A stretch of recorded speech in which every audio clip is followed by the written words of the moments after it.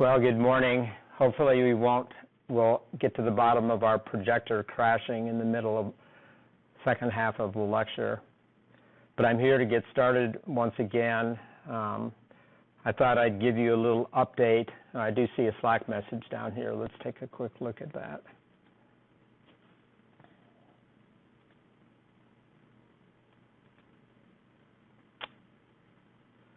Running late. He turned in his homework yesterday, though, and I told him, I said it wasn't due till next week, so. Hey, Brent? Yeah. So I was going to make a comment about homework. It is due next week, and I put the hints up last night. I'm prepared to go through it. Things are going to be running smoother today, is my prediction. Last homework was more challenging. It's more esoteric. I think that's what will get you. But speaking of the homework, I started grading a couple of papers, and they're looking pretty good. I mean, there's details that I'm probably going to mark on. I mean, you see my solutions already, and it's my job to try to be critical, because aren't engineers always critical? I mean, I work in an engineering environment, and it is harshly critical for a good reason, because we want to make something happen. We don't want to fake our way along. We can't do it without doing it right. So at any rate, the preparation, the two that I've looked at, I'm not going to say whose, but the two that I looked at were nicely prepared, easy to follow. I've got it set up on my tablet where I can put the two side by side, my paper, my work solution, and your paper, and I can just use my Apple Pencil, and it all works wonderful. I mean, wonderful. If I keep my glasses on and have good lighting, I can zoom right in. I can zoom in on your papers and stuff like that. So one of the things I didn't get any feedback on was whether or not everybody has a book now and has access to the problem statement. So that was a time-consuming exercise for me. We were talking about time when you walked in, scanning all that. I was going to try to make copies up in the copy machine. My home printer did what they always do. I didn't pay attention, don't have enough ink on hand, and it's now dead. I mean, I need to go buy some more. I can scan on the flatbed part, but I can't print a page, because inkjet printers obsess over having ink in all the colors. Otherwise, right, they usually die. They just sort of say, not enough ink, I'm not going to print. So you posted the solved solutions using Python and Julia, but it's password protected. Yeah, you have to put the password in, the one that I gave you. Oh. Remember? I don't. Can I take a picture? Yeah. It's on Slack, though. It's in Slack. Oh, okay. I do that for a reason. It's an integrity thing for the community being the world that's going to use this book. And that's why I also tell you, don't go searching for anything, because I'm sure it's there, but it shouldn't be there. And we have the publishers tell us when they give us solutions and things, don't share these with your students, because that sort of voids the integrity of the whole business of being a student. Plus, you'll find other solutions. My solutions are my own, but at any rate, before we actually start lecturing, I thought I'd just point out that in an email that I got just yesterday from the IEEE Signal Processing Society, and some of you are probably student members or members already, there's a course coming up. There's always courses, some free, some for pay. This one has got a really nice price point on it, $125 if you're an IEEE student member. And it's one of the topics I mentioned in the kickoff lecture, radar signal processing, theory and hands-on for millimeter wave radar. MIMO, multiple input, multiple output radar sensors. So the topics down here, to me, look pretty interesting.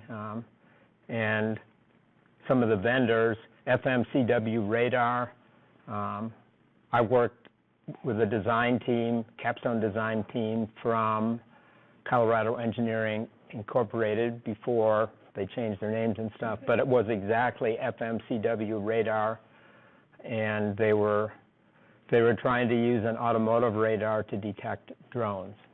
Is any of that work still going on, or is that interest? Okay. It was interesting. I developed a model that I thought was pretty cool to help them out. It was during COVID. It was a very difficult time because they weren't able to work as a team because they had to work in isolation, and we met on Slack, and that was how we worked. But I have the document on my other computer, but I can remember one of the women on the team was going to work for the company, or was already working for the company. I'm not sure who that was, though. We can talk about that at break. You can ramble off. I've always been curious, but it was exactly this. But I just thought I'd mention, as I slid down here, I was noticing, I thought I noticed, yeah. Lecture 4 and Lecture 5 both have Python modeling and simulation going on in them. So it's out there besides MATLAB. Where I'm working right now, I'm doing everything in Python, but because it's a cross-disciplinary team, a lot of people are using MATLAB. A lot of the FPGA developers are using MATLAB, and they say they're using it for convenience, but yet the other people that don't have the licenses for it are grumbling about the fact that they need all these toolboxes, and I'm doing my part. I was told I should be using Python, so that's what I'm doing. But I thought that'd be interesting. At least you know it's out there. That was an item of interest. I have a question, Doctor. Sure. On the course materials, you also have projects. Yes. On the syllabus, like, are you going to let us know what would be the project and when it will be due? Or Yes, we will. The first one is probably going to be very much like what's already down here, and I already talked about it the first day, but it'll be a variation of this. So if I was to go look at it, I'll probably rework it slightly. I'll take Julia off of there, but maybe I won't. I don't know. Last time what I did on this project, I did have Julia versus Python execution time.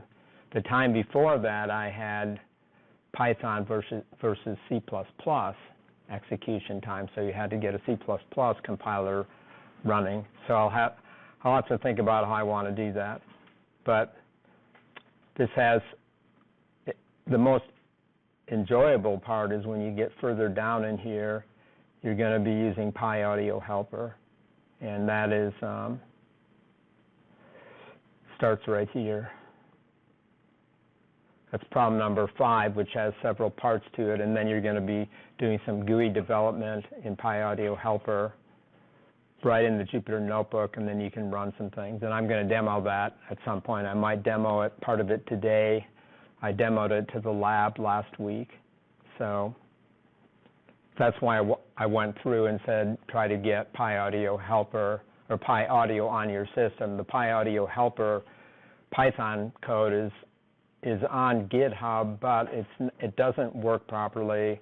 My co-developer, we have some issues to resolve, so I distribute a version of it in the zip package for this project. It's underscore old is what it's called.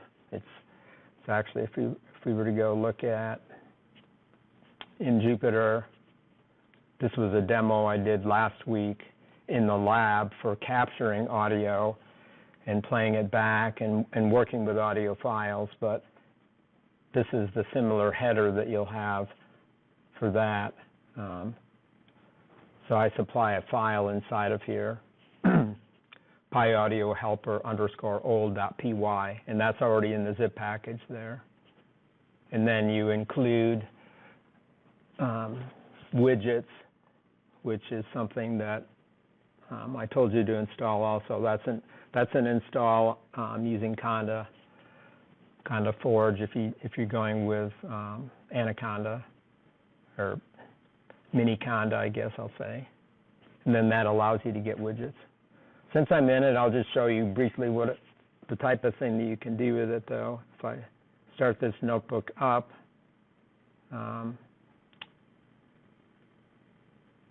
we already saw this moments ago. This is converting your PC into a DSP, a real-time DSP system. So this block diagram shows you that the focal point is in the center there, and I'm so used to being tied down, now I can walk around because I'm using the Bluetooth.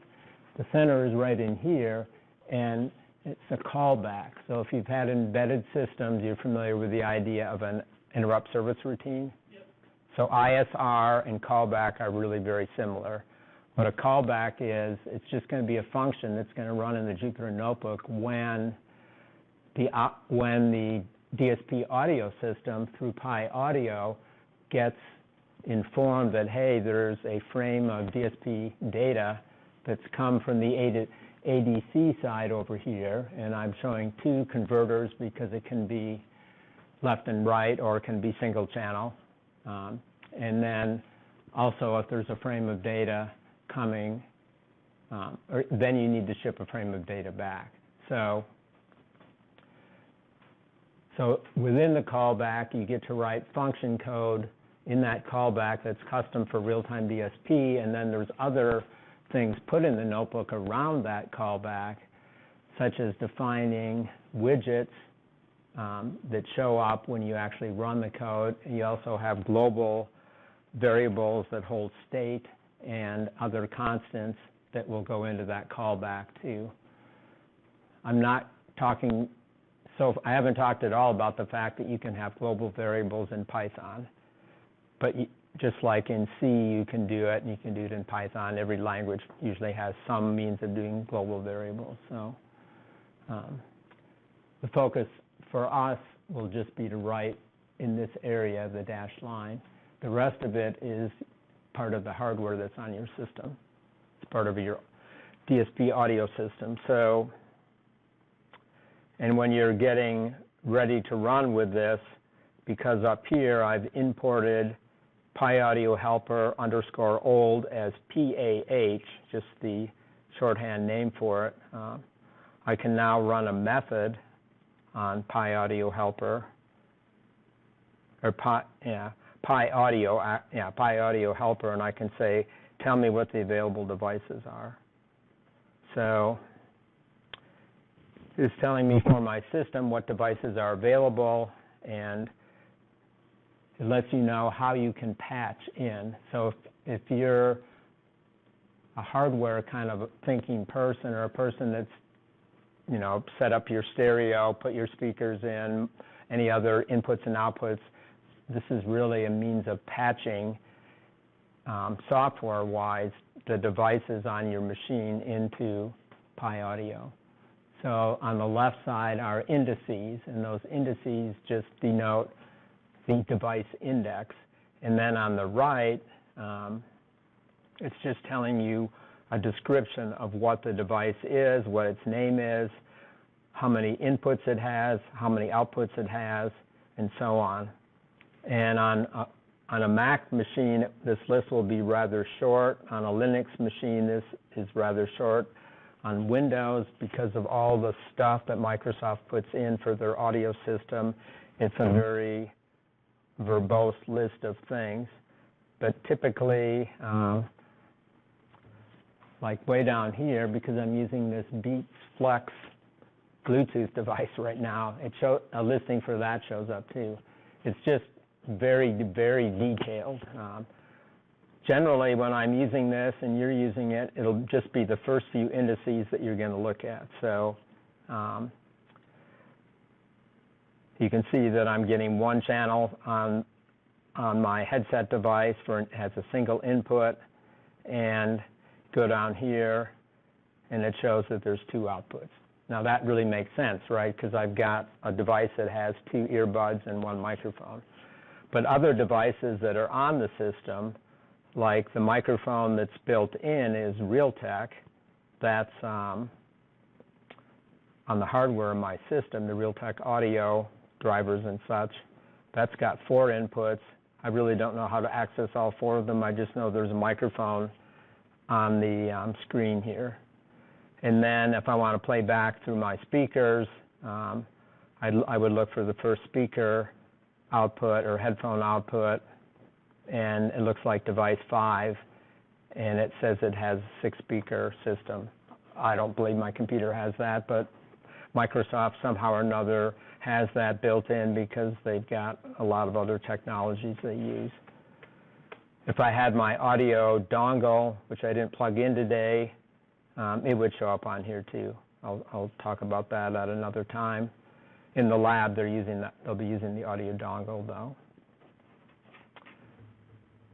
So then what you get to do down here is you can now start using functions, and in this case I define some widgets, and you'll just learn how to do the widget definitions from example like this.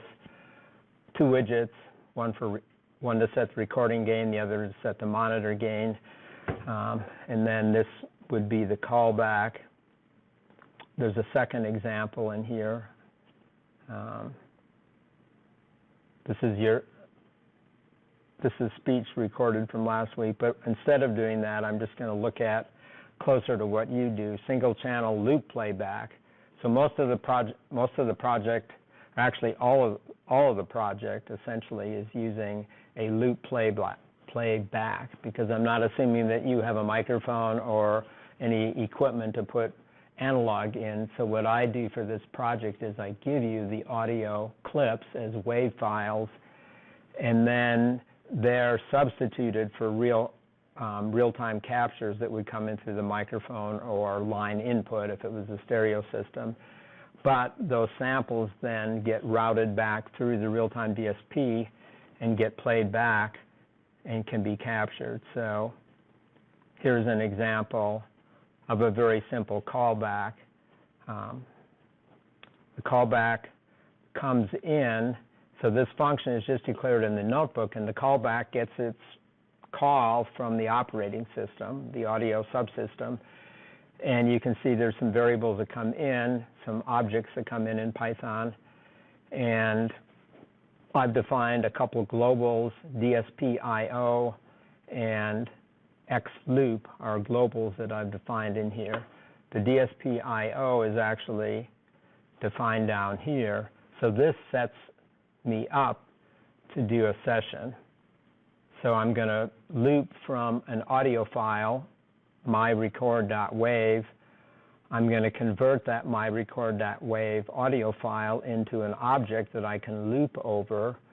So it's called loop audio object. I create an instance of that from the wave samples, which is in xrecord. And the object then is xloop.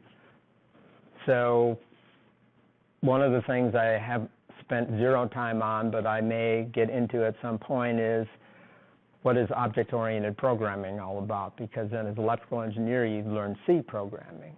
But there's more than just C programming. There's C++, there's Java, Python, the list goes on of so-called object-oriented languages. And what the objects bring to the scene, say whether it be C++ or whether it be Python, they bring the ability to encapsulate both data and functions under one big umbrella. So when you define an object, you'll put, in Python, you put attributes with it like constants and state information. They could be arrays, they could be scalars, strings, and so on and so forth. And then you have methods or functions that operate on that data structure.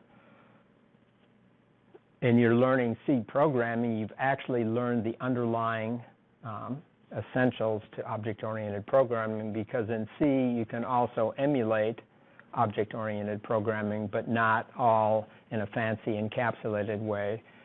When you take C, you learn about structures, right? A structure variable or a struct.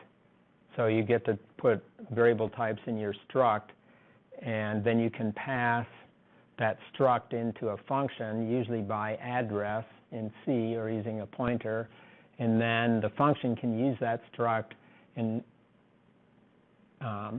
bring in some data on its own and then operate on the data that's in the struct, and then it will return at the end the struct by address. If it's done as a pointer, remember in C when you pass something in by an address, the function only uses the address to manipulate stuff in it. So when you call a struct by address, it's just still in memory. It hasn't changed its location, but variables that go in can be returned from that function. And Python pretty much works that way too. You can bring in the object automatically that's been defined. You don't have to pass it in by a structure.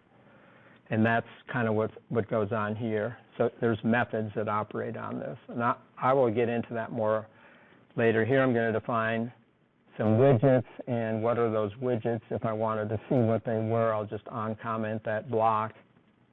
In this case, for this simple demo, the widgets are just two sliders, one for left gain and the other one for right gain. So this is right in your Jupyter Notebook. I don't know if this seems cool to you, but to me it's extremely exciting because it's so easy to do. You don't have to learn a GUI programming language, compile, run, debug, and all that. You're just putting it right in your notebook. I have it commented out here because I don't want to use it. Instead, it's going to get called in during this callback. So here I have the callback that's going to bring in a new frame of samples from a buffer, and that buffer is going to be this object in data, which is the WAV file, and then I'm going to have this collection of left and right data stored inside this array, because the callback works with a buffer of data. It doesn't work with a single sample. The operating system cannot process single samples efficiently, so instead what it does is it brings in a long array. In this case, it's something like 1024 samples, or 512.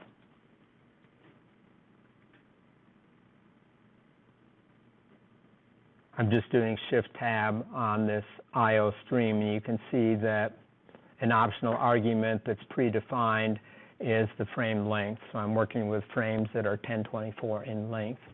So the audio subsystem on the PC is going to call the callback when it's got 1024 new samples of audio to process. And then those will get shipped back out to the audio playback system. And then when it gets ready and has 1024 more samples, it's going to call the callback again, and it's just going to keep doing that. It does it on its own at the sampling rate specified. In this case, the default sampling rate is 44,100 samples per second. Does that ring a bell with anybody? 44,100 is the original compact disc sampling rate that Sony and Philips came up with back around 1975. I realize most of you weren't born then, but that's when the CD standard came into being, around 1975 or so. That's historical, and that's pretty intriguing to somebody like me. It's like, why did they come up with 44.1? And this is the beginning of the digital audio era in our lifetimes. I mean, for me, it happened, when I was growing up. I went to Radio Shack and bought my first CD player and started buying CDs and that sort of thing. But that's its legacy, and it's now just taken for granted. A question for 44,100 as a sampling rate. Does that mean that it's taking 44,100 discrete moments within a second? Is that like yes. Microseconds? And it's in seconds. Those impulses, or that would be like the index that you're measuring. Is that the right word? Not the index. It's a clock frequency. You can think of it as a clock in a digital logic system. Cycles per second? Mm-hmm. Samples per second. So it's sampling. It would be, if I back up here, look at our block diagram, and as an engineer, block diagrams must have, right? I was in a meeting, my stand-up meeting yesterday, and my team manager, I'm developing stuff, and he said, when are we going to see a block diagram of that? We have to have one next week. So, but yeah, it would be over in here, there's a clock that's going into these analog to digital converters, and it says, do a conversion of an analog input every 44,100 times per second.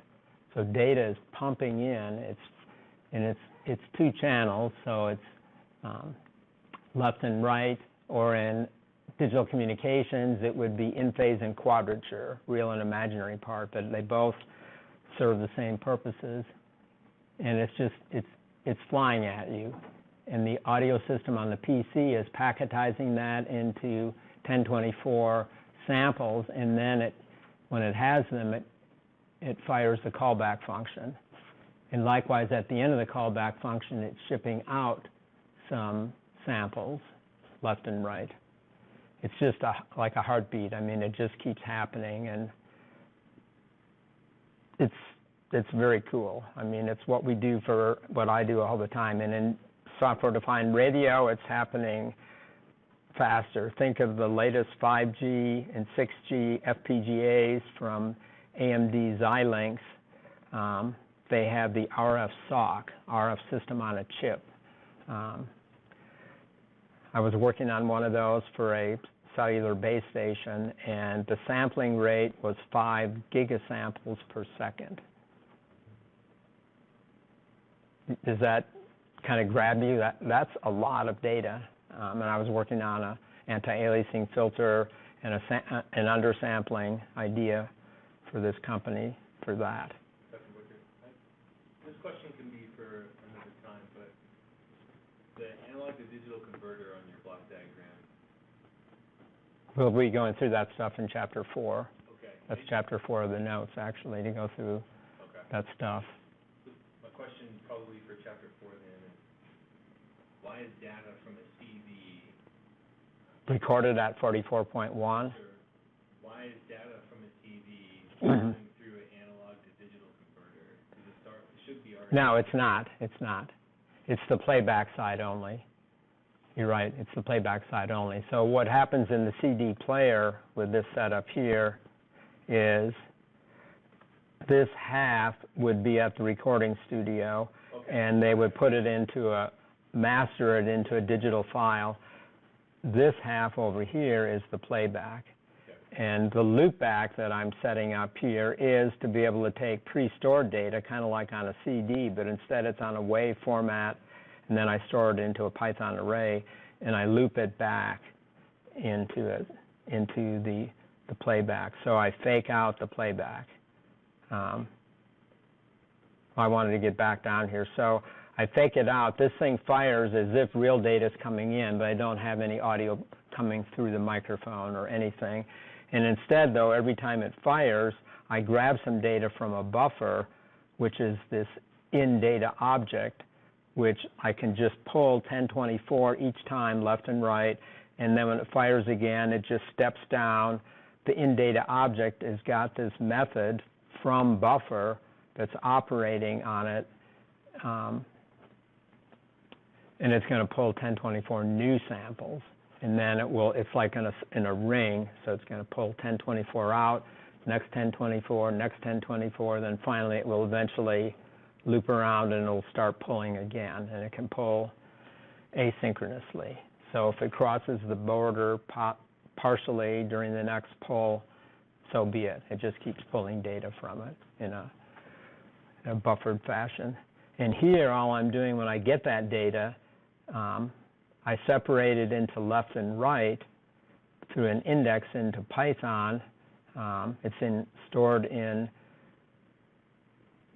2 columns, column 0 and column 1 of this 2D array, new frame, which I get by getting the samples broken out from a frame count length, which is the 1024, which also comes from the callback. And then I'm applying a gain scale to it. Why do I apply a gain scale? Because the way the data comes in from the WAV file is it's not stored this way, but the way it comes at me is a value that runs between plus and minus 1. It's not a dynamic range of like 32-bit or 16-bit data. But when I send it back out again, I have to send it out scaled as if I'm going into a 16-bit signed integer. So I'm multiplying by 20,000 to approximately place the dynamic range of that data into a 16-bit signed integer. Does that make sense? If you were playing that through speakers and you multiplied it by 20,000, it'd be like driving your analog system to the limit, and it'd be screaming at you. But that's just the arithmetic here. So I'm still staying in floats, and then what I do is I use the attributes of the GUI slider, which is to get its value, dot value, from the left gain slider and the right gain slider, and I multiply it so I can scale it up and down by a small amount, and that's the level controls. And then I pack that data back with a method, DSP-IO3.pack, which is called DSP-IO3 because that's the name of the object I created down here. I pack it in as left and right, and then I convert it. This is just a raw conversion to go to int 16s, and then it goes to bytes to go back to the callback. The callback wants that return of bytes, and the second argument there, the return, is just something Pi Audio helper needs for housekeeping. I don't worry about that. When I first wrote this stuff, I worried about it, but then I forgot about it. I'd have to go read the documentation on it again. So in order to make this work, I've already made the slider. Let's compile the callback, and then we have to, in saying what my callback is, the callback's function name is callback, but I have to put in the index for the devices. So right now I have 1 and 3. I'm not sure this is going to work because I'm using this Beats Audio. It's probably going to want to play through it, but 1 should be the inputs, and 3 would be the sound mapper. I don't want that. I'd like to go to 5, I guess. I'm going to go to 5. So 1 and 5 is what I'm going to set. This is the patch panel idea. So I'm going to go 1 and 5. And then I'm going to hit Shift-Enter on this. And notice that I put the widgets in down here. So these two buttons are supplied by Pi Audio Helper to start and stop. This is going to capture a time interval of 0, which is a secret code to say run infinitely. If I put in 0, which is meaningless for a time duration, right? 0 time duration wouldn't make any sense. I just have 0 as the default, and I think that's probably defined in here. It's in the help somewhere. I'm not seeing it there right now, but at any rate, and it's an interactive stream. I'm going to run that, and this tells me that it has 2 channels. It has left and right, and by setting t seconds equal to 0 there, it also can run infinitely. So now I should be able to run this. I'm hearing it down here. I'm hearing it on my speakers.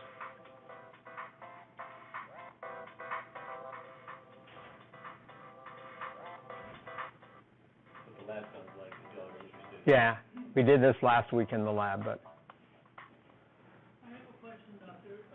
Did you create the function DSP-IO stream, or is it pre-built under the Pi Audio helper? did I create which?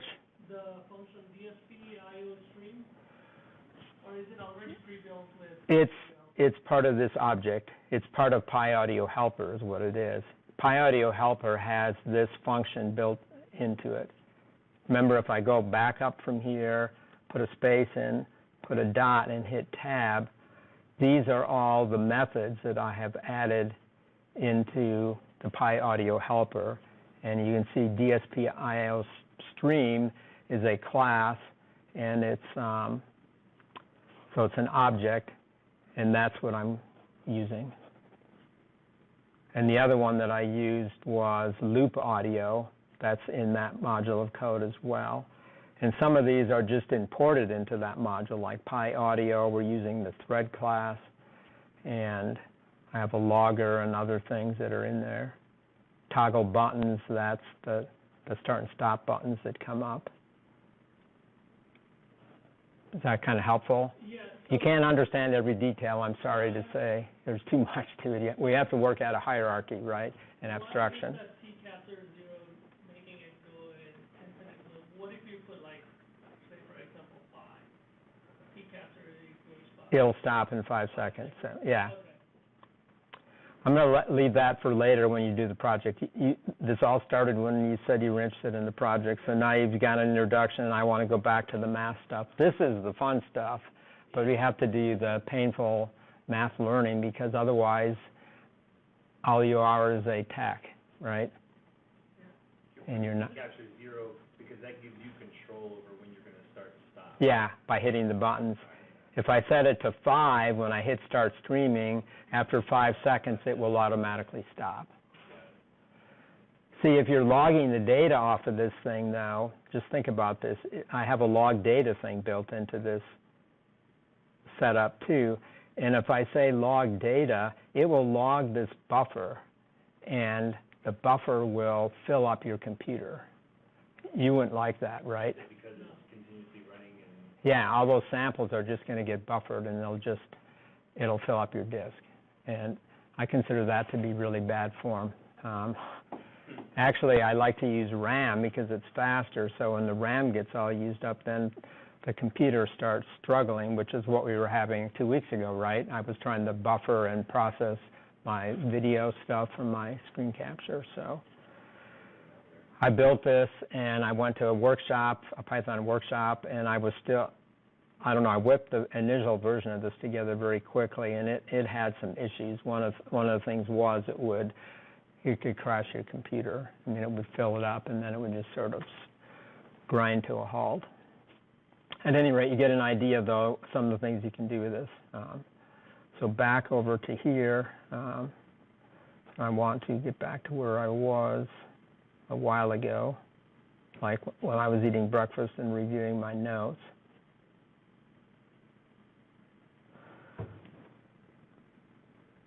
So what we want to do for today, I'm going back to my other tool that I was using, Drawboard, and I'm actually going to use that on my iPad too to grade papers. I'm falling in love with this application again. I hadn't used it for a while. So Drawboard is free, and then it's an in-app purchase piece of software. It runs on Windows, it runs on Mac, and it runs on iOS as well. So I've got the free version on both of my iPad right now, and I've had the free version here for a long time. So we started on this path, and then we quickly went down to the recursive solution for the homework problems. And I want to back up and talk about just this introduction. And I could absolutely never do anything with this until we get to the Z-transform in Chapter 3. But I decided years and years ago that, number one, the book has problems that require you understanding how to do the classical solution technique. And number two, I thought it was good to see that because the Z-transform, just like the Laplace transform, has some characteristics that make it seem like magic. I mean, like there's a sleight of hand going on, and I don't really know what's going on behind the scenes when you use transform techniques. So we are going to use them heavily, and once we move into Chapter 3, we won't come back to the classical solution again. But right now, I don't want you using the Z-transform on set number 2. I want you to use either Fourier or the classical solution technique. And those are the way the hints are written up for set number 2. So a long time ago, when you learned about differential equations, you were solving a differential equation, and you knew there's a homogeneous response, just the natural response of the system. And generally, a natural response is not super exciting, but if the system has initial conditions, the natural response will have some sort of action that happens, right? Like think of if you have a capacitor charged up in a RC low-pass filter, and then you start the circuit running, which in an analog circuit, you don't really have an on switch, right? If it's a passive circuit, it's always running. But you could apply charge to the capacitor, and at the moment you do that, you could say, I'm going to start recording. What you'd see is that the capacitor would discharge over time, right? And that'd be the natural response. It's just going to do what physics says should happen. The particular solution, or Y sub P, is the forced response. What does the system do when it's got an excitation on it somewhere? Like in an RC low pass, it would be driving the input with a waveform.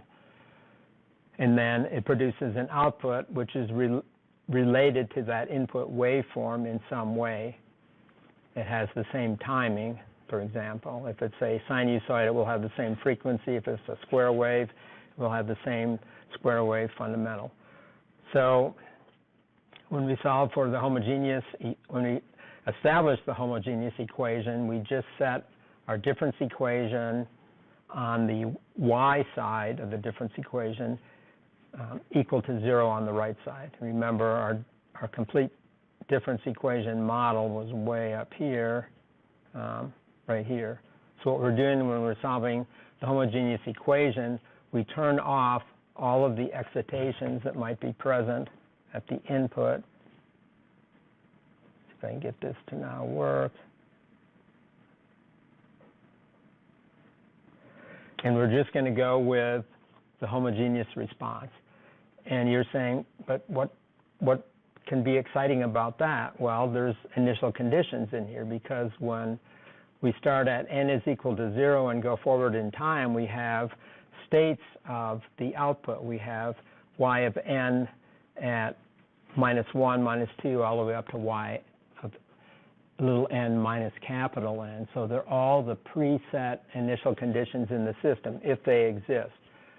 In an analog circuit, generally it's at rest, but a lot of other applications, there are initial states involved. Like, I'm thinking of control systems primarily, but like if the control system is the position of the rudder on the ship, there's momentum in the model, dynamics model of the boat going through the water, and there's some initial angle of the rudder, right? And an excitation in that case is very complicated, because there's waves, there's wind, there's the power of the motor, but then there's the control of the rudder to the angle that the rudder makes to steer the boat. I mean, all of those are factors. I don't want to get into that level of detail, but cruise control is another example. In the Signals and Systems for Dummies book, there's 3 applications chapters, one on communications, one on signal processing, and one on control. So they're available online when you buy that book. But I can get you a copy of the original submission when I wrote the book. But at any rate, there is an example in there of a cruise control system. There's another example of a positioning of the laser diode over the platter of a compact disc. Those are 2 examples I put in there. In the cruise control system, the obvious example of the cruise control system, the state that the system starts at, is the initial velocity of the car. That's one of the states that's stored.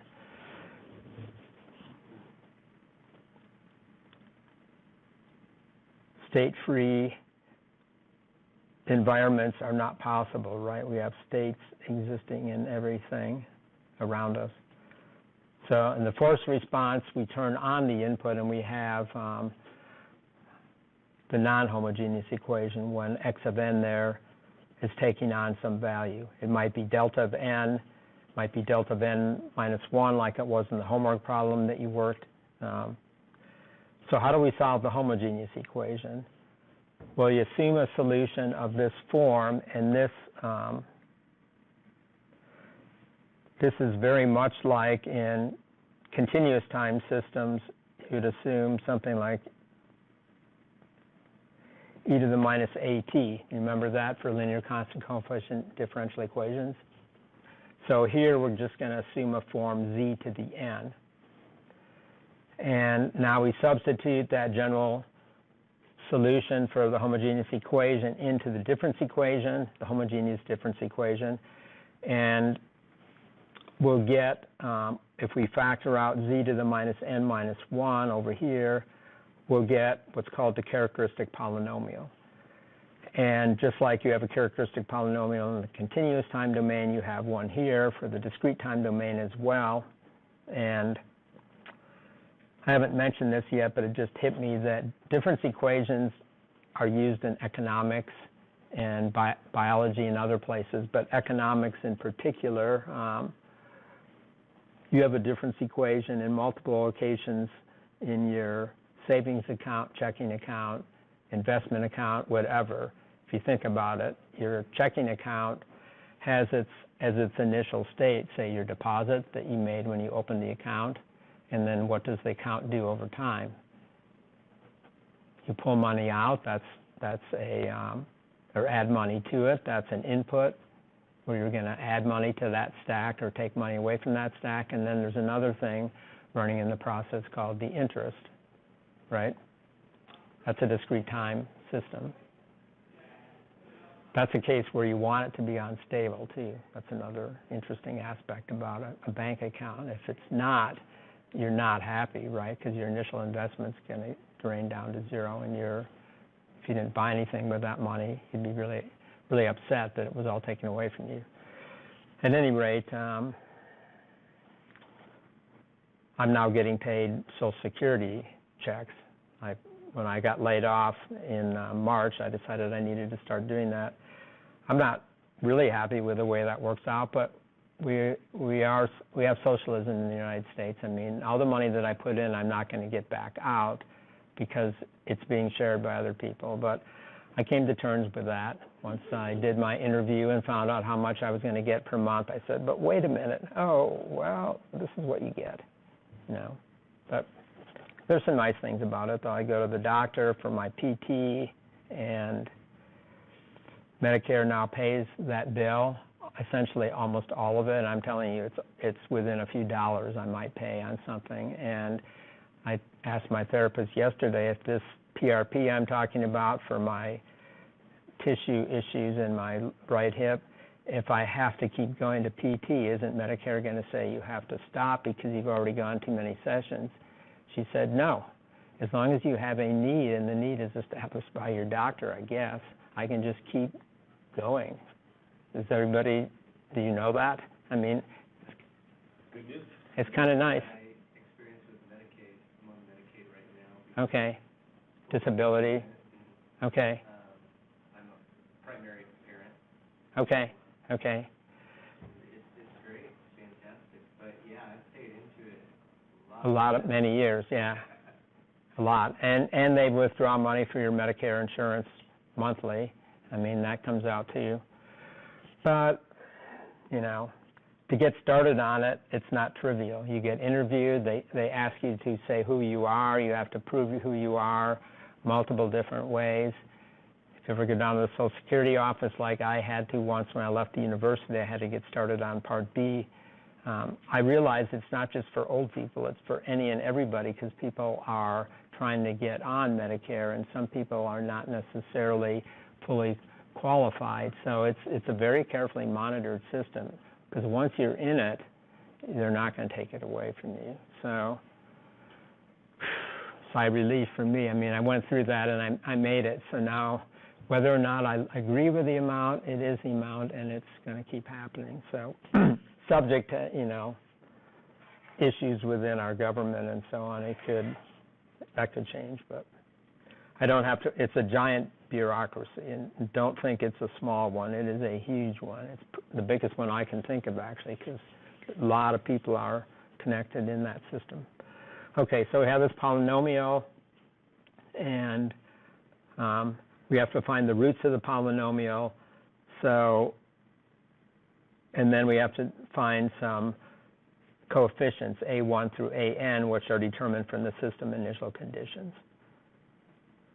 And the roots of the polynomial are zi. I guess I didn't say that, but so we have the characteristic polynomial, and the roots are z sub I. And the roots can be just like in circuit theory.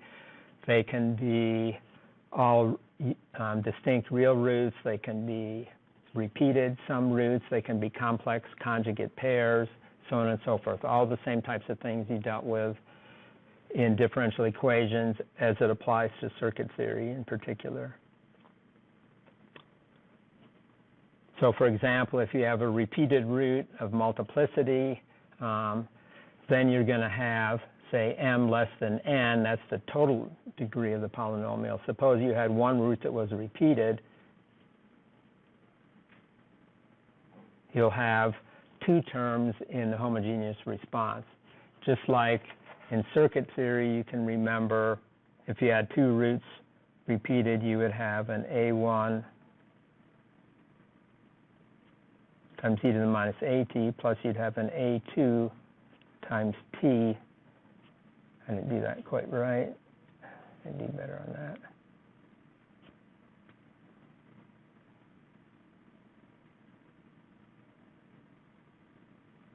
And then, of course, we're turning the system on at t is equal to 0, so something like that. Whereas down here, we're going to typically have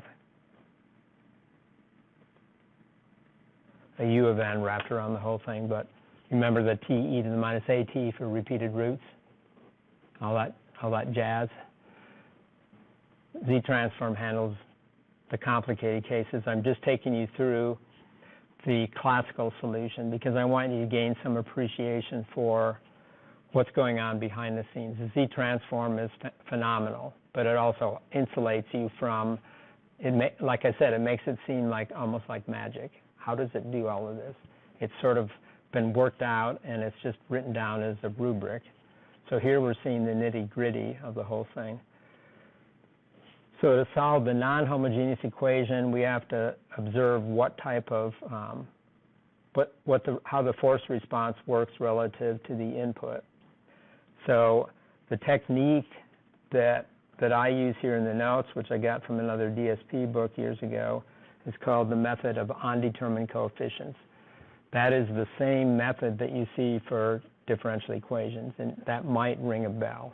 Does anybody remember this when they took differential equations? Method of undetermined coefficients. I didn't want to remember too much about my differential equation days when I originally wrote these, so I just found that this works well, and it seemed familiar to me. So the method of undetermined coefficients, we'll see an example of that, and you're going to work a couple of problems optionally using this technique. So if you've got an x of n that's a constant, notice I'm saying the u of n is implied, it's turning on at n is equal to 0. That's going to give rise to a constant term coming through the output. I think that makes sense. If you go back and think about differential equations even. If it's a system that's DC coupled and you apply a DC input to a DC coupled system, you'll see that DC show up at the output. That'll be a constant output related to the input. It might be gain scaled in some fashion, so that's why it's B. If it's A times m to the n, then it's going to come out as B times n to the n. And these are just a few different forms. What we have to do for the homework set that you're working on right now, number 2, is not do anything really exotic at all. You're only going to be working with the constant case. But this just gives you an idea, like if you put in a cosine, force that into the system, we're talking about a linear constant coefficient difference equation. We're going to see show up at the output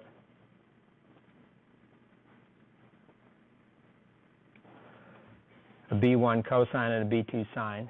That should ring a bell from differential equations. It comes out, and why do you have to have both sine and cosine? It's because there's a phase shift, right? When you send a sinusoid into a linear time invariant system, it gets phase shifted. So that's why it's written this way. You could rewrite that through a trig identity is just b times cosine omega dot n plus some phase, right? Can be done. Don't worry about it. You'll see it more when we get to differential, or mean Z transform. So here I'll take a classical solution. This is very similar to what you had in the homework. This is more fundamental. This is like the RC low-pass filter, only as a discrete time system. So think of this as your RC low-pass filter in the discrete time domain. It says y of n is a times y of n minus 1 plus the input x of n. And we're assuming stability, and we'll look more at that later. But you can prove stability once we get the impulse response. We're going to drive the system with k times u of n, so we're just going to put a constant in. We're going to assume that the initial state of the system is C. Just when you turn this system on, what is stored in this register is really what it would come down to in hardware. It would be a register that would be holding the past value, and then it would get updated to the present value, just in an iterative algorithm. So the homogeneous equation, when we set the input equal to 0, ends up having the minus sign here because I would move this over to the left side to set it equal to 0. So I write out my homogeneous equation, and I can immediately identify what the roots are of this polynomial, z1 equals a. So if I put that in there, that will solve the homogeneous equation. So there's a root, or later we'll say there's a pole at z is equal to a.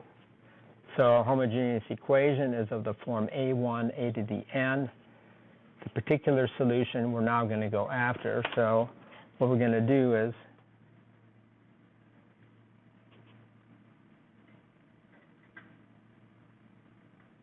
just take this homogeneous equation or homogeneous response and set it aside for the moment. And we're going to zoom in on the particular solution. So we're going to be driving with that k times u of n, and we know from that table that a constant at the input gives rise to a constant at the output. We don't know what the constant b is on that, but we're going to find it. So how are we going to find that b? We're going to do this method of undetermined coefficients. And the way we do that, we substitute the known solution. In this case, it's this solution. It's not the homogeneous response. It's the force response. So we substitute that known form for the output into the difference equation. So that's this guy right here. That's the original difference equation. You're saying, no, it's not. Well, it is. I've just simply moved y to the left. So I've got all the y's on the left and x on the right. So I've got the y terms now replaced by this particular solution.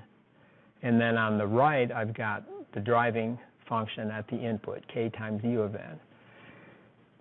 And now this is a little bit hand-wavy, but it is the way the classical solution technique works. We're going to solve for the undetermined coefficient, which is b, and this is mathematics lingo to say vanish. Mathematicians, I think, like that idea better. It's more like a magic trick, right? It vanishes before your eyes. Vanish just means where none of the terms are 0, okay? All the terms are activated. So in practice, what does that mean? We want to consider n greater than or equal to 1, because when n is greater than or equal to 1, this step is turned on. It has an argument of 0. This step is definitely on. So none of the terms are going to go to 0. They're all engaged, which means we can solve for the proper solution. And this is like the steady state solution, really, is what we're obtaining. So we leave all of them on. B minus AB equals K. Rearrange that. So K over 1 minus A is our particular solution times U of n. So now we go back up. We're going to bring in that homogeneous response, which has an unknown coefficient A1. drop that in. We have our particular solution already obtained. Now we have y of n. Now what we have to do is find A1. And this is where we're going to go back to the full up difference equation. So we're going to come back over to here. So I can get rid of this stuff.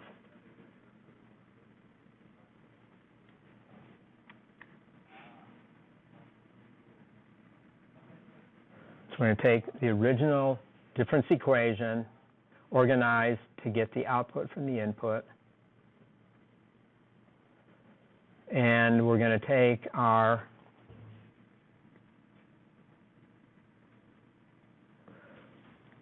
proposed total solution, which is composed of the particular.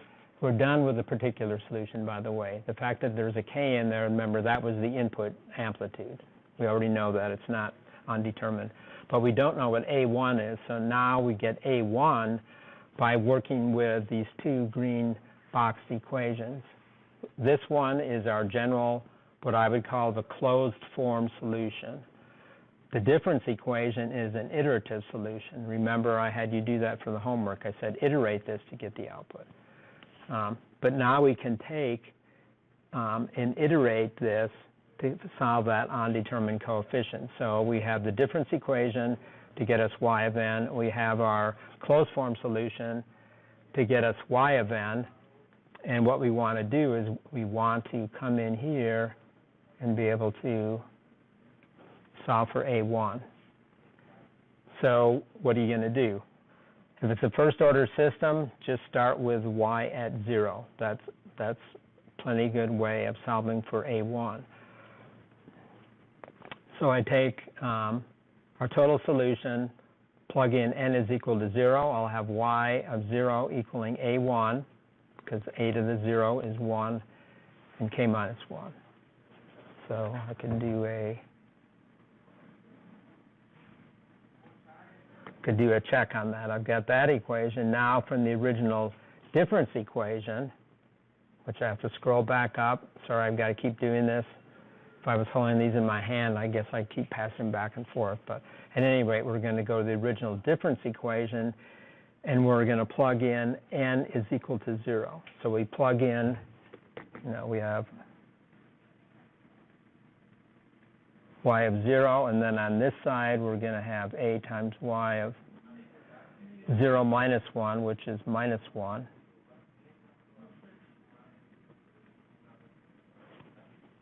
Are you helping me, or are you telling me, thinking out loud?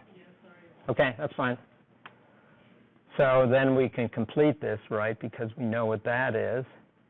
That was C. And we know what that is because at 0, u of n is 1, so this is k. So we know what y at 0 is. It's going to be a times c plus k.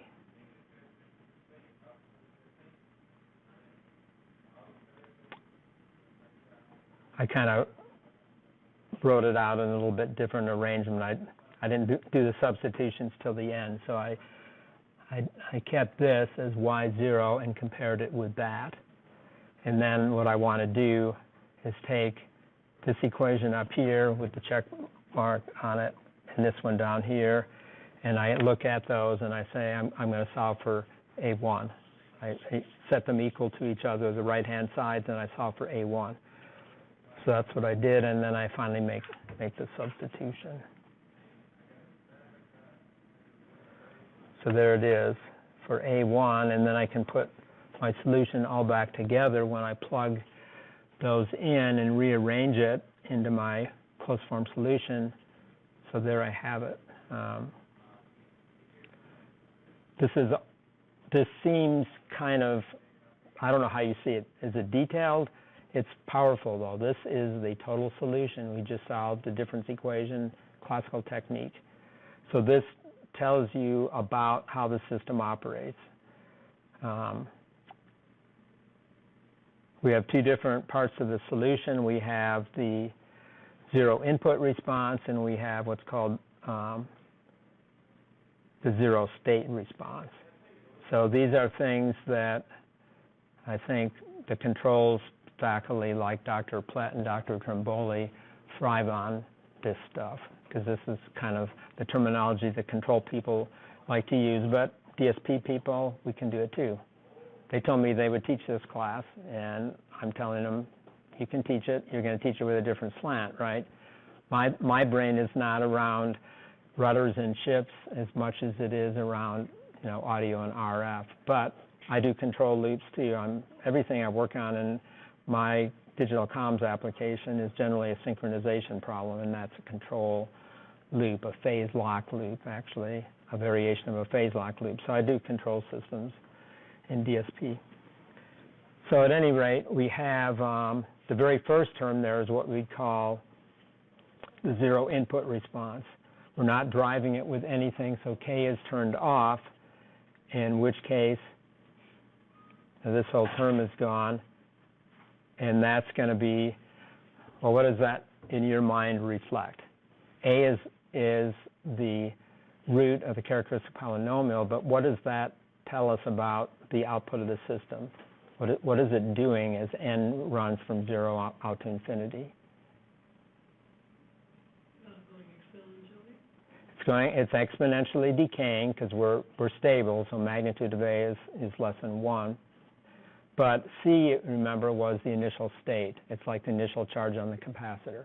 So it's just running down. The battery's just running down to 0. And then the 0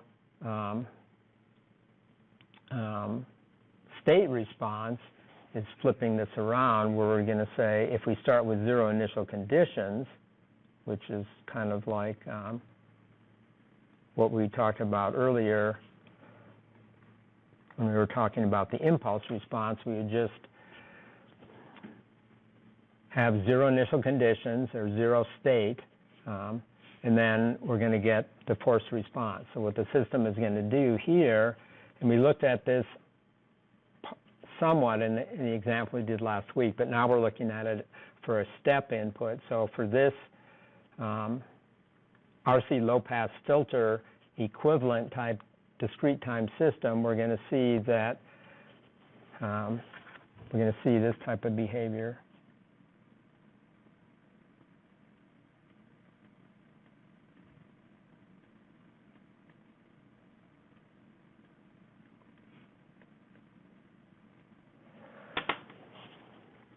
Put a step in at the input, and what happens? The capacitor, if it's initially discharged, the output is at 0, but then current flows through the resistor, it brings the capacitor up to a charge value, and the output just matches the input in the case of the RC.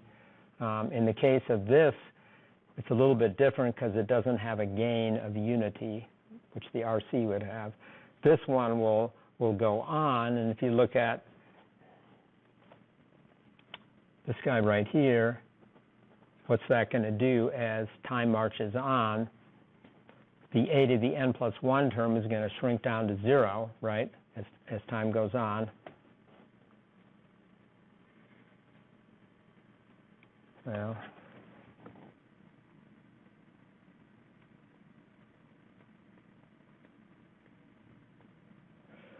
two zeros then goes to infinity, and we're just left with K over 1 minus A.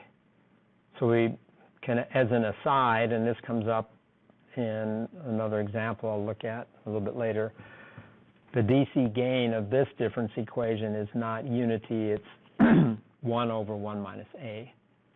And we'll see that when we look at the frequency response, when we get into that later today. Is this cool?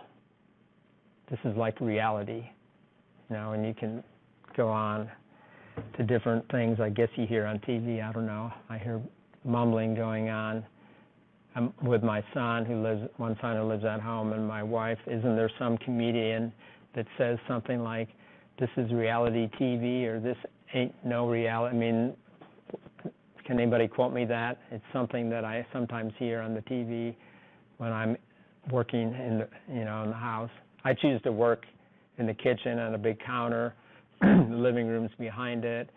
My wife might be in there reading, playing games, watching the Rockies, whatever. And So I do that because this is just me and my way of working. I'm practicing my bass trombone or my tuba. I'm in the basement because I make a lot of noise. If I'm working quietly, I want to be engaged with the family. Working in your office in the basement, I learned really early when I had young children at home is not the right way to go. You got to be where your kids are, where your wife might be. You got to be an available hand. So I still do that to this day, and where the action is. But I guess if you have these earbuds or something like that, you can tune things out if you have to. And when I'm working at home, I have to be on Teams calls, and I have to have those plugged in at least once, if not more times during the day. Okay, so we talked about the recursive solution last time, and because we have the full solution, closed form solution already, when we recursively worked through this, we were able to abstract that, formulate that just iteratively. And I haven't looked at your solution to that problem, but I'm assuming that some of you got this. Did anybody get this in the homework problem? I mean, you can look at the solution at your will, but the idea for the first order system, there's only one a to the n term, so you can decipher that pretty rapidly. If you have two roots to the characteristic polynomial, then it's harder.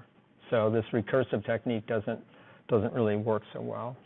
But that homework problem was on purpose. As we're flying along here, I'm just going to stop at this comment saying that what does it mean for a system to be linear and time invariant? It says that we can form a linear combination of the output, and that's equivalent to the same linear combination of the individual inputs being operated on by the system. And time invariant says that the system is not changing characteristics over time. Well, strictly speaking, LCCDE, when we're turning it on at n is equal to 0, is not going to be linear. And that's because we have this homogeneous response, or the transient response from the initial state, has to die away before it behaves as a true linear system. I'm saying that sort of like I'm coming before you now to tell you that you were misled. And there's a little nuance to this. But, right, we could say we're friends and we agree that, that's just a little pickiness about what's going on. It will be in steady state, and then that linearity property holds. Time invariant, again, if we apply something further down the line after that initial state has decayed away, we'll have a slightly different output than we do when we apply it close to n is equal to 0. So that violates the time invariance property ever so slightly. And you can see that here because the n0 is not tracked into the homogeneous response there. And actually now you're seeing maybe some value. Why did we do that in the first homework assignment? We're kind of going into the really detailed stuff, the abstract stuff that's part of systems definitions that you don't often go back and drill into. But this just kind of gives you more appreciation for where we are. We have these understandings, and we have things that save us too. If the system is initially at rest, the system will be linear time invariant and causal. So you could breathe a sigh of relief. Whew. You still get things to work nicely under certain conditions, and we don't always start with a system with initial states in it. Most of the time, like in a DSP algorithm, you have to work to put state into it. You have to set conditions inside the system that are not 0. It's easier to just start it at 0. I've worked with random process domain, which we'll talk about way down the road here towards the end of chapter 4. We'll be getting into random processes. You can generate initial conditions in such a way that the system starts out stationary. And non-stationary means the statistics change over time, whereas stationary says that they're already in existence and they're not changing statistically. Does that show up in anything on here? It does, actually.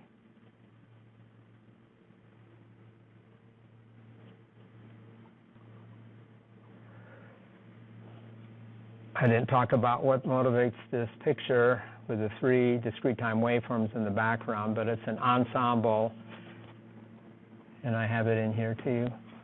Why do I have it in there? Because I'm now on the official university website and I have to follow ADA rules.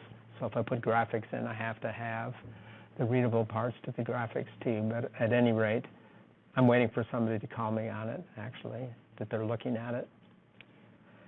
But it's showing you that I was generating 3 random waveforms with 0 initial conditions in the random waveform generator and the filtering process that was going on. So at the far left-hand side, there's not much variation in the random waveform. And then as time marches on, it's growing up to be fluctuating kind of it's still random, but it's got a mean value and a variance that's now constant with time. It's not changing statistically. So when I slice down through this ensemble, the statistics are going to become steady, and we'll learn about that in chapter 4, what it means to be stationary. Are you inferring that it becomes periodic? Is that the word? Not periodic. That's cyclostationary. You can have a cyclostationary process like that, which would be a digital COM waveform with obey. It becomes consistent. If I was to slice down through this ensemble way out in time, I would see a variance as I statistically get the mean of the waveform collection, whereas if I back up, it's going to be different value there. But eventually I reach steady state and it doesn't change. That'll become, Kind of stabilized. yeah, Okay. the statistical measures stay constant. Yeah, we have something in statistics which you learned about called moments, right?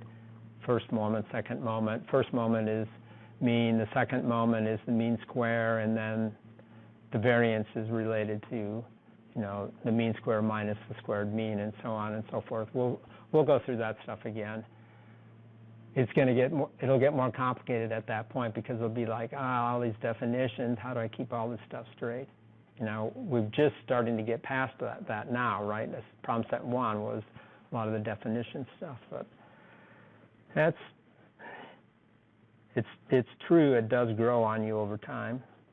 And if you don't use it, you do lose it, but you can get it back faster. That's my feeling.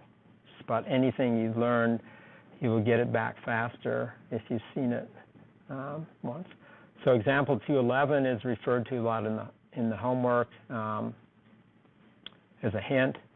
This is a good second-order system example. You have one of those in one of the homework problems, actually in a couple of them. So can we use this to solve for the impulse response of a second-order system? The other approach to get to this is going to be to take the Fourier transform of both sides of this difference equation, get the frequency response of the system, and then inverse Fourier transform to get the impulse response. In chapter 3, like I said, I don't want you using the Z transform yet, but you will be using the Z transform in chapter 3 to get it in a more straightforward fashion. But I'm wanting you to get a little bit dirty on how you do it now, so you have the concepts clear and you know the foundation of it. I mean, after all, where do we live and do our work? We work in the time domain all the time, right? The Z domain is an abstraction, the Fourier domain is an abstraction, so we use that as a way of looking at things and characterizing them, but the real world is the time domain signal processing. The others are just tools and ways of leveraging understanding. So here's a second order difference equation. Just crank through this to get the impulse response. So we're going to be driving the input with delta of n, which is a fair input test as well.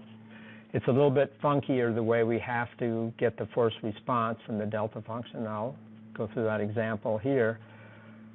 So set the system up with the delta as the driving function, and then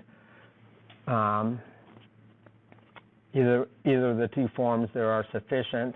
This is the one I was using at the tail end of the previous example to finish it off with, where we wanted to get y of n in terms of past values of the output and past and present values of the input.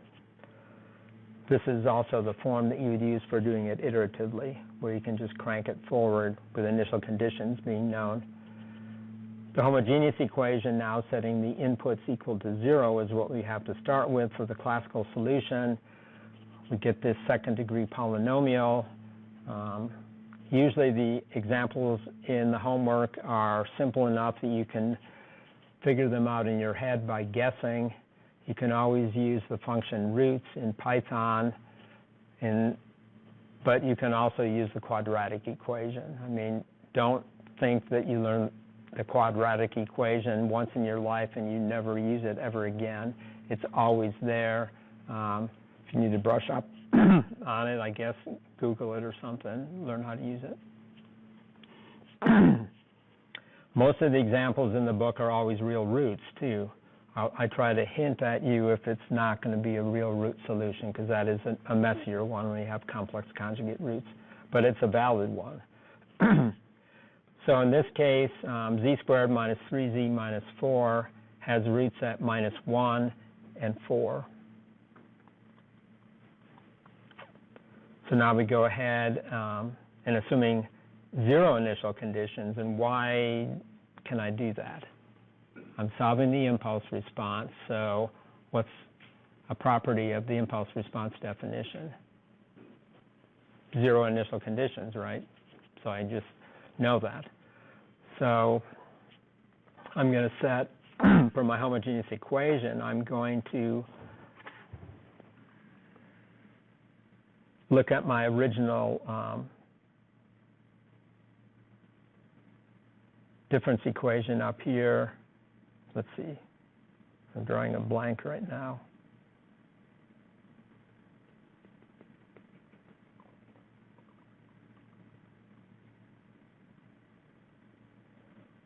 And y of 0 is going to be, why am I drawing a blank right here? It's 1 and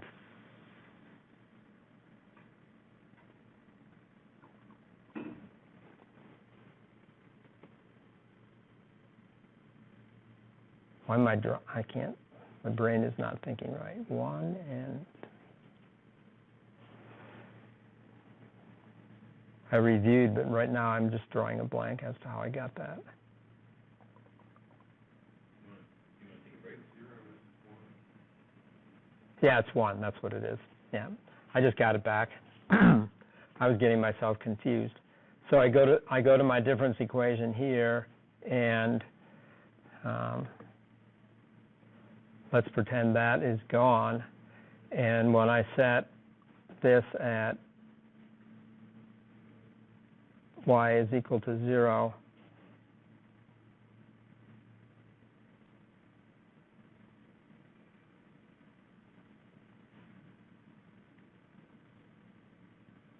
I get 3 plus 4, but what was I doing? Maybe I have to think about this again. How did I get the 1 in there? You can see why this is not trivial, because you've got to keep your brain totally at the top. You got to stay at the top of your game all the time. Okay, I know what it is now. When I'm solving for the impulse response, I don't solve the homogeneous equation in the same fashion. I'm solving it with the input turned on. Yeah, that's what I'm doing. Okay, let me erase some of this because now it's going to become confusing.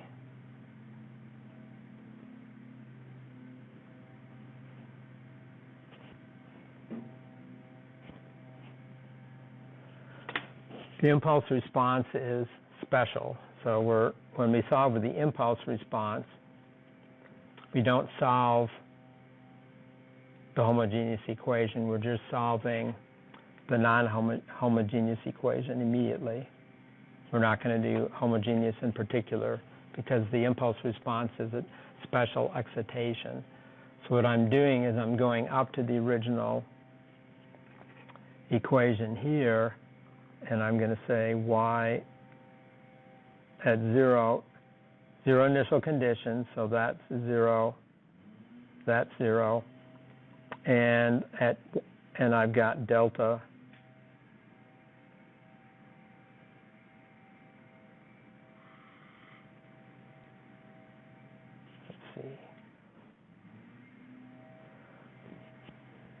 I'm thinking I have my Apple Pencil where I tap my finger twice on the pencil, so I'm losing it a little bit there.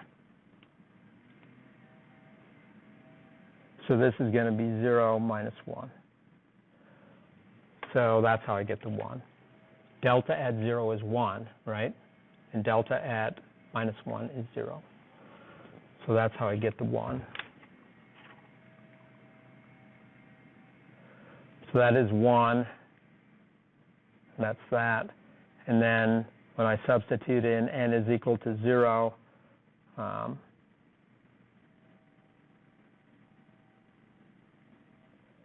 I get A1 plus A2. Then I do that a second time,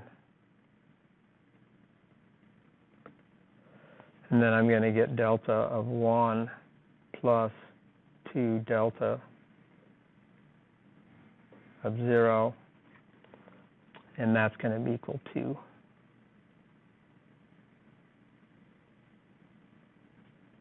'Wait a minute. Oh, I screwed up there. I forgot the other terms because now they're active.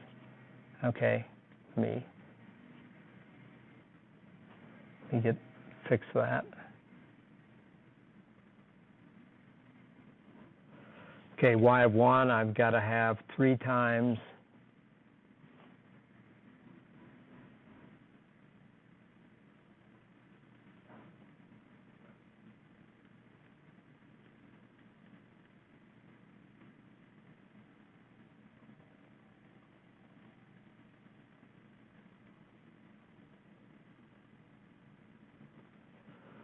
okay, and we already solved that y is equal to 0, y is 1, so I have in my first term there, I'm picking up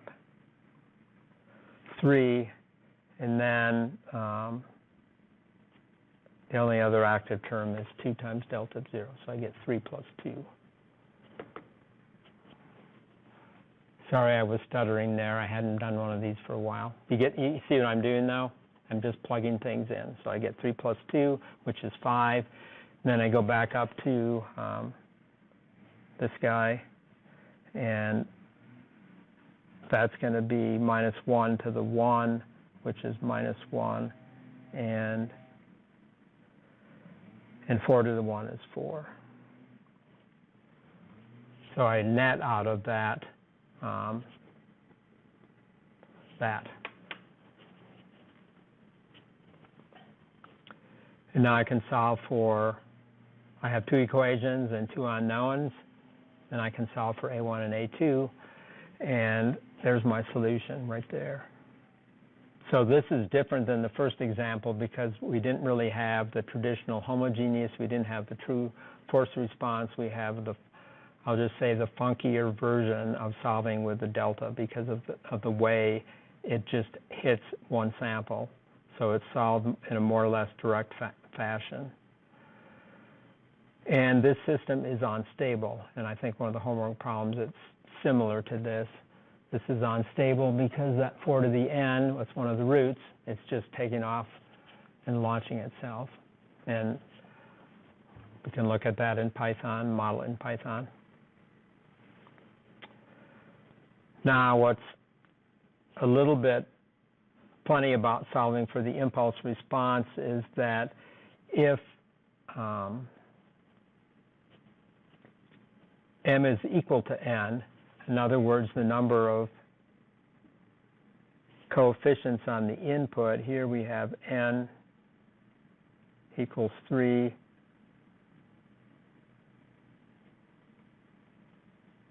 actually, I did that wrong, in terms of the order of the polynomial.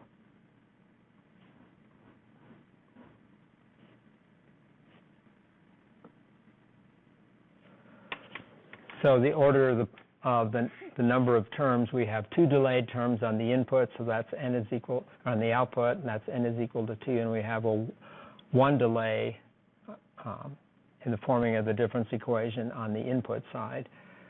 So we have n greater than, no, this is supposed to be m.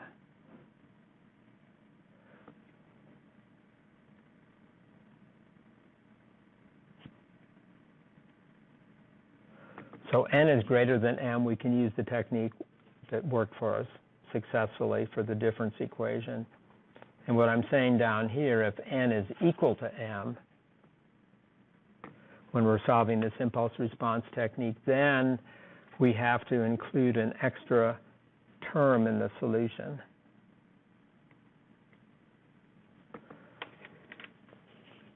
I'm not really going to be dwelling on that because we're going to take care of it in Chapter 3 with the Z-transform. But I just want you to be aware of the fact that, yes, it will show up in there. For every order that m is greater than or equal to n, we'll add another term on. We'll add on an A0 delta of n, A0 delta of n minus 1, and blah, blah, blah. I don't want you to get frustrated and wrapped up around the axle. I'm just going to tell you what's going to happen. The Z-transform handles this by partial fraction expansion. And what the situation is that we're bumping into that you'd remember from the Laplace transform is, remember the term proper rational? If the order of the numerator is equal to or greater than the order of the denominator, this is moving into Chapter 3 now, you have to do line division. Remember how you have to get proper rational functions. So this is a manifestation of that down at the time domain level. So what's my summary on this? Solving difference equations and solving differential equations is not totally a piece of cake. It's kind of a picky little thing. And if I go back on my shelf, I think I kept one differential equation book because I took 2 courses in it. How thick was your book? That's incredible, right? It's like there's so many different types of differential equations, linear, nonlinear, time varying coefficients, and so on. It's a zoo of techniques and a zoo of solutions. So it's not like it's a little tiny narrow field that has a little bit of work done and it's expansive. What we're dealing with is the slice, though, of the linear constant coefficient types, but still there are, things like we're bumping into here that have to be handled, and they can be cataloged, though. And that's kind of what the Z-transform ends up doing for us implicitly. But we're hanging out in the time domain right now, and we're looking at the nuances of that. So here I take an example, and this is the generalization right here that I was just saying.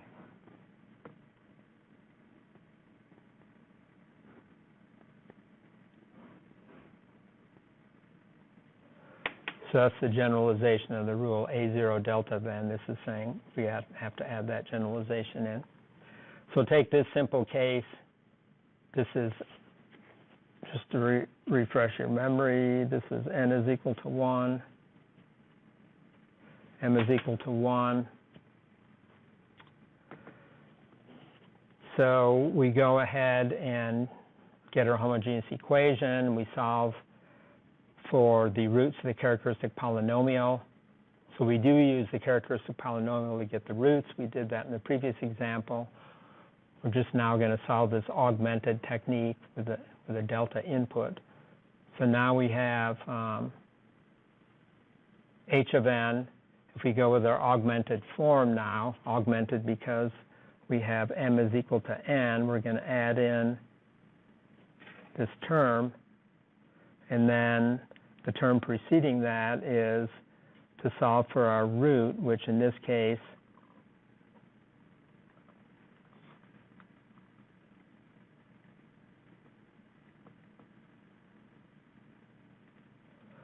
so we have a root of z1 equaling 1. So we have a1 times 1 to the n. And we compare that to our difference equation, solve for the output, get 1 and 1, and that's a1 plus a0, then solve for the other output, 2, that gets us a1, and then we solve for a1 and a2 from our two equations and two unknowns, and there's our answer, 2u of n minus delta of n.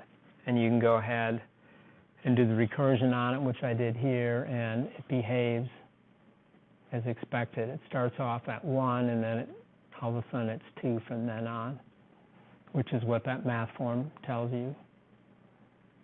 I don't know if this is exciting or just like it makes sense, but the rhyme or reason is it's in the details of the difference equations. Question? As a practicing signal And okay. do you oftentimes solve the difference equation in the time domain, or do you? No, I don't. Do it In the z-domain. Z-domain? Okay. Yeah. You weren't in class when I was giving that little lecture.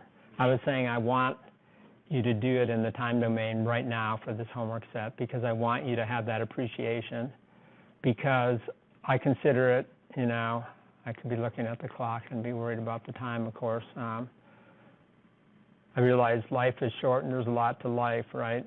So this is kind of a philosophical thing, but for continuous time signals and systems, you did learn about linear constant coefficient differential equations in the math department. I think you do some of that in circuits in systems 1. I'm not really sure anymore. You didn't jump to the Laplace transform instantly, though, did you? We jumped to Fourier transform and then Laplace. But did you do some differential equation solving? Not that much. You did it in math, though, right? I did it I took differential equations in class. Yeah.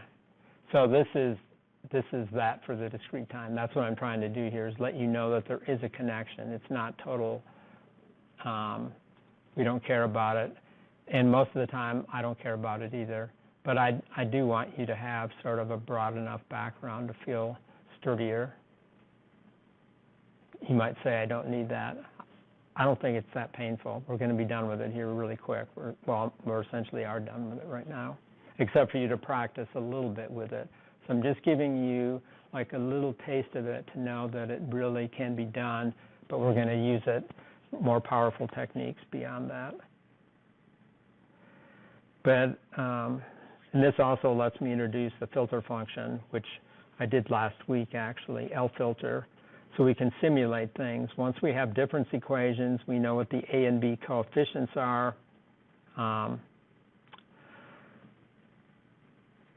Like the one we were just looking at, and so let's just give it a whirl. And this function we talked about last week, and you got a chance to play with it already, but this first example that I put in the notes here just is very similar to the first example that I did.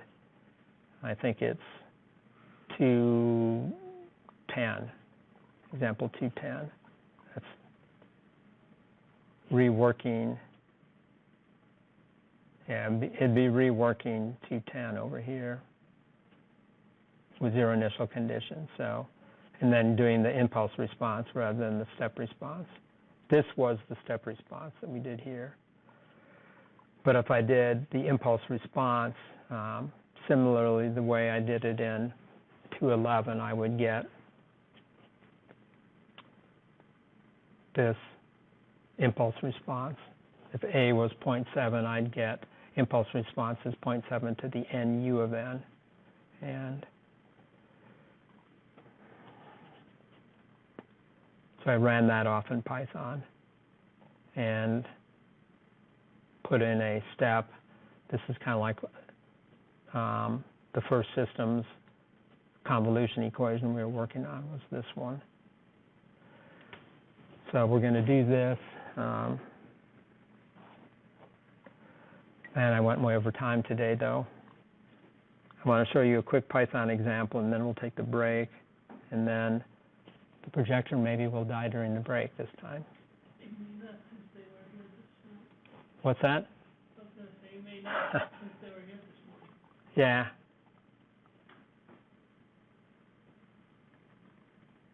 So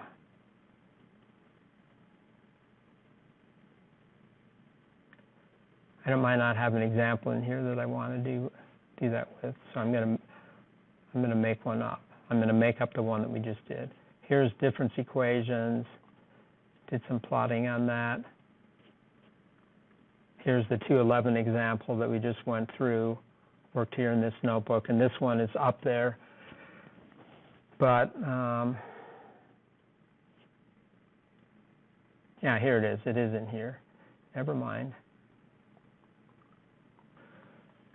So this was the difference equation we were just looking at. This is where n is equal to m is equal to 1. And so I set this up in L filter. So you just write in here.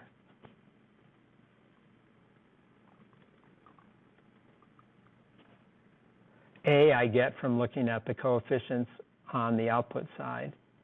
The A coefficients are 1 and minus 1.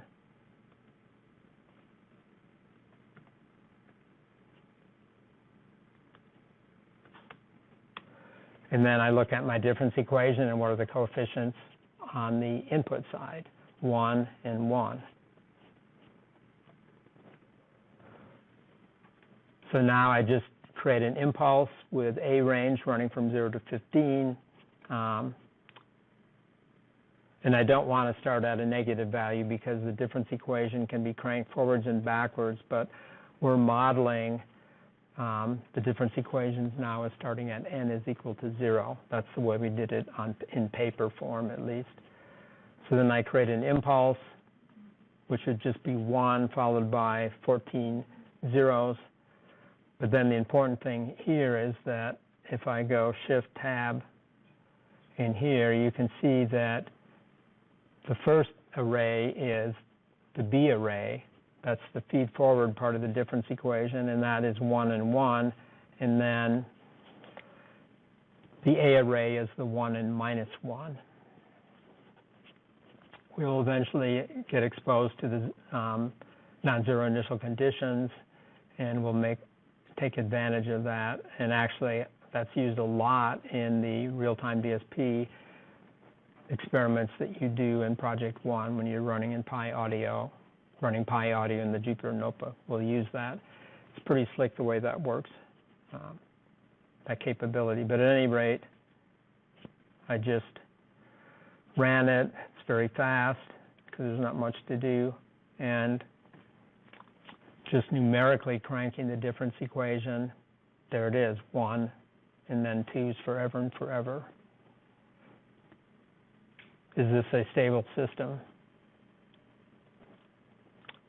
For a delta going into it, it should, remember the two theorems we had from last time. One was for stability, the other one was for causal. So this is a causal system for sure, but a stable system says that that impulse response, the sum of the magnitude, has to be less than infinity.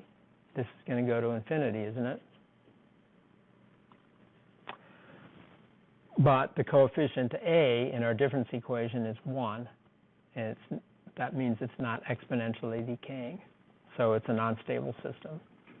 But we mathematically modeled it correctly as a difference equation. And remember, difference equations, it's not evil for them to blow up. In signals and systems, yes. But in your bank account, remember I was saying you want the coefficient to be greater than 1 so that, unlike this, here, If it's staying constant, it's like you'd like to have it grow a small amount because you're getting interest on your bank account. Is that good? Economists want that too. And the economists, we invest in the stock market. Most of us do. If we're in a retirement account anywhere, you're investing in the stock market. So you want to get a return on your investment.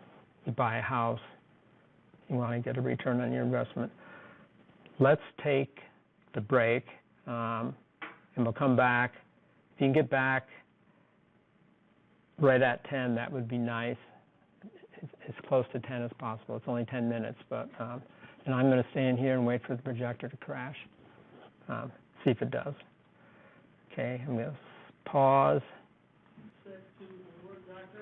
Okay, I've resumed the recording, so now we're live. Because there's one person that didn't come to class, unless he's writing to me there saying he's not coming back. I don't know. But okay, we're going to talk about the homework problems, which is why I want to get rolling. I've got ways to get there. So first I have to get back into this. So we've left the time domain behind, and now we're going to be looking at the frequency domain. The homework problems, though, by and large, are mixtures of both. And they're special in this homework assignment because some of the questions are frequency domain, some are time domain. Sometimes it's better to jump ahead and do a frequency domain and come back to the time domain. And I try to make note of that in the hints pages. I've used these problems before. I like the author. You notice this time you've got some advanced problems in here. You've got a pretty advanced problem that it's an optional problem. It's a bonus problem. So those are pretty much show up all the time from here on out. So the bonus problem is exactly that. It's you get 10 points extra maximum for doing it. And it's one of the harder problems. Remember, the book has problems graded. It has 3 levels of grading. It has basic, intermediate, and advanced. And I've assigned some advanced ones this time. So what is the frequency domain representation? It's going to become the Fourier transform of the impulse response to get the frequency response. I think you know that's where we're headed because you've seen this for continuous time. But now in discrete time, the way to get there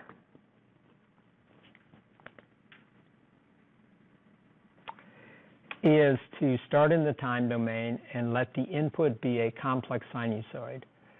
Yes, it seems abstract to use complex sinusoids, but they're pervasive in electrical engineering, and I don't feel ashamed to use them. We can use the real cosine wave, and we'll do that next, but we're just going to put in a complex sinusoid.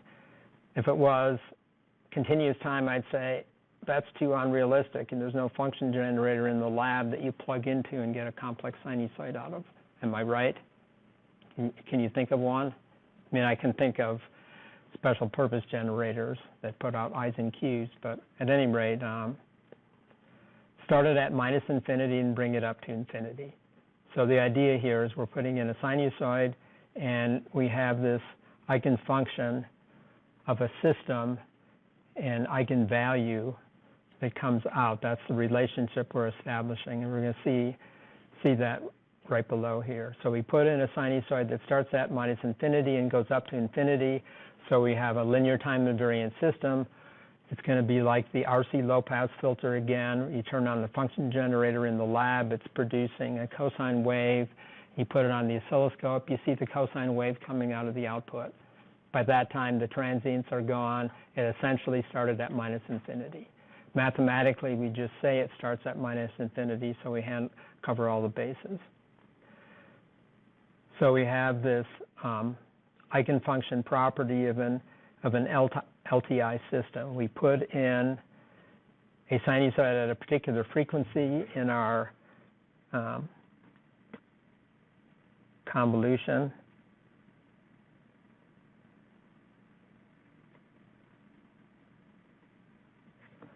That's the convolution equation. It might not look like it, but I have h of k, and then the input is x of n minus k. You see that right there? And then I factor out the e to the j omega n. It's not part of the sum index. And this is the eigen function property. And eigenfunction, eigenvalue is a term that mathematicians use. It's the same thing you learned about in linear algebra. Remember eigenfunctions and eigenvectors, or eigenvectors and eigenvalues is what you have there. Here we have the eigenfunction idea. So we hit the system with an e to the j omega n, and that is our eigenfunction. It comes through to the output. That's special. It comes through to the output, and what we get is like the eigenvalue is what we're getting next to it. So that frequency that we put in comes through to the output. It's a mode of the system. Well, it's not a mode of the system. It's just saying we're putting in a function that we get back out again, but then we get a complex quantity sitting next to that, which is defined as the frequency response. So it's saying the sinusoid goes in and it picks up a magnitude and a phase at that frequency omega. And then we sweep omega, and then we have the complete frequency response. If we were putting in omega naught, let's say, then we would have magnitude and phase at some omega naught.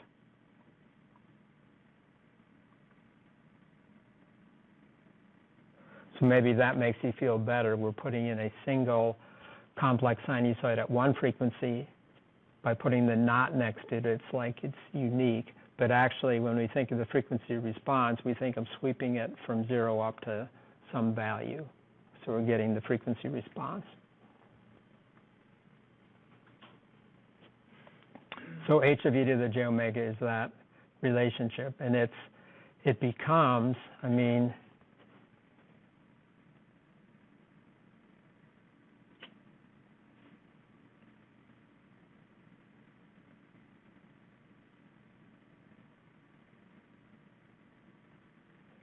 this is what it's becoming. Fourier transform h of n to get h of e to the j omega, inverse Fourier transform h of e to the j omega. Go back to h of n, and then along the way, this is, I'm just jumping ahead, but we're low on time. So it must mean that that sum on the right-hand side is the Fourier transform.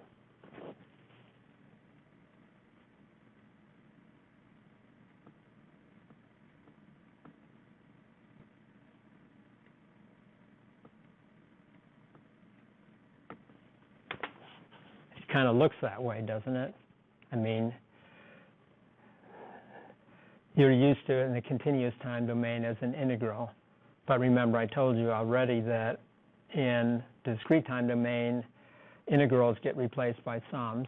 And the sums typically are going to be what type of sum? It's a known sum form. Only sum we've had so far that has a name. No, it has a special type of mathematical sum. Yeah, geometric. Over and over again. It can be a geometric series. So that's good, right? Simpler is better. There's too many integrals in the world, right? You don't need all of them. Okay, so we have real and imaginary parts, or we have magnitude and phase.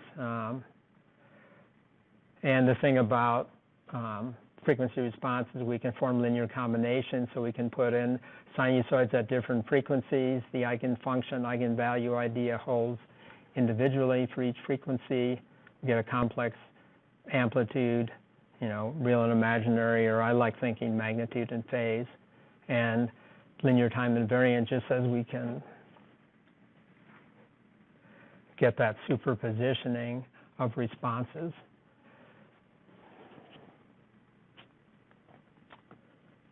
So ideas that you've seen before but need to think about for a system that's just a simple time delay. We looked at that the very first week, or maybe the start of the second week.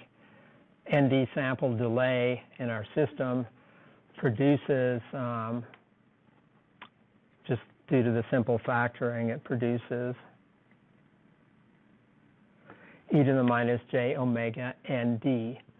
So a linear phase, where the phase change, and I say, you're going to hear me say linear phase a lot. The reason why I'm saying linear phase is that the phase wraps linearly with omega. We see omega times ND, so it just increases linearly.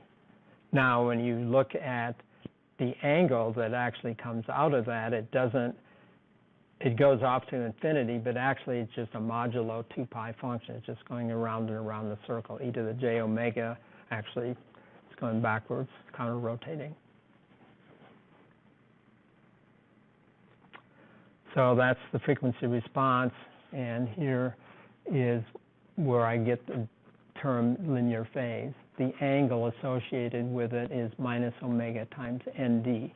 So the amplitude is constant, the phase is linear with a slope.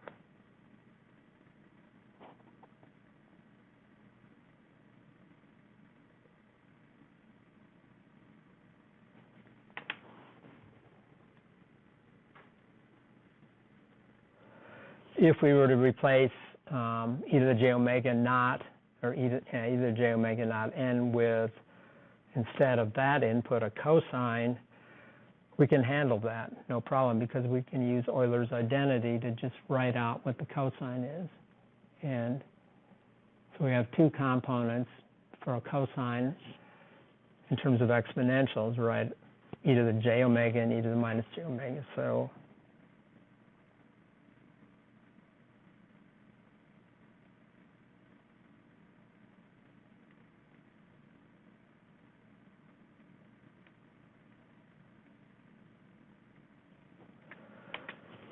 and of course sine and the other stuff that you do with that. But so we just superimpose two responses, and we have the two responses right here. We have the plus omega naught term and the minus omega naught term. That is our output. So what is our frequency response? That doesn't jump off the page immediately, but the assumption right now for this example is that the impulse response is real.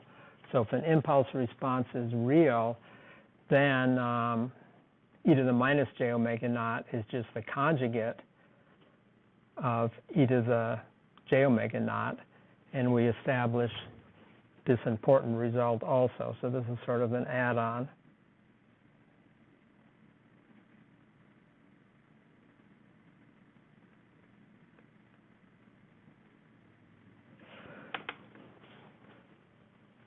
We have a whole list of theorems of Fourier transforms, though, and this just so happens to be one of those theorems. We'd say that h of e to the minus j omega naught is the conjugate. Hey, it's working.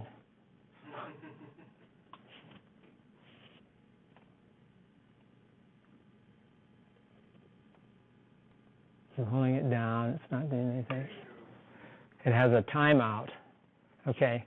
For those watching the video, we just experienced our downtime a little bit later than normal.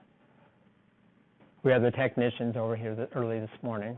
I invited them over because I decided Dr. Trimboli doesn't have this happen in the afternoon, and they don't know why it's happening. Oh, really? Yeah, I'll tell him that after this class. He was going to file the ticket for me, but I filed the ticket now. They acknowledged this morning, though, that those of you that are here remember they said they actually know this happens, but they don't know why. And it's one of those engineering mysteries. Why does it happen?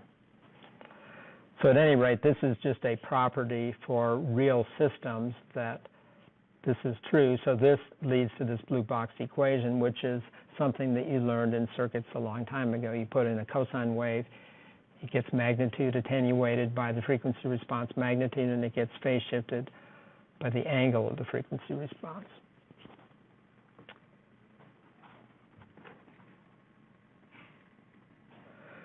One of the things that is different in the discrete time domain compared to the continuous time domain is that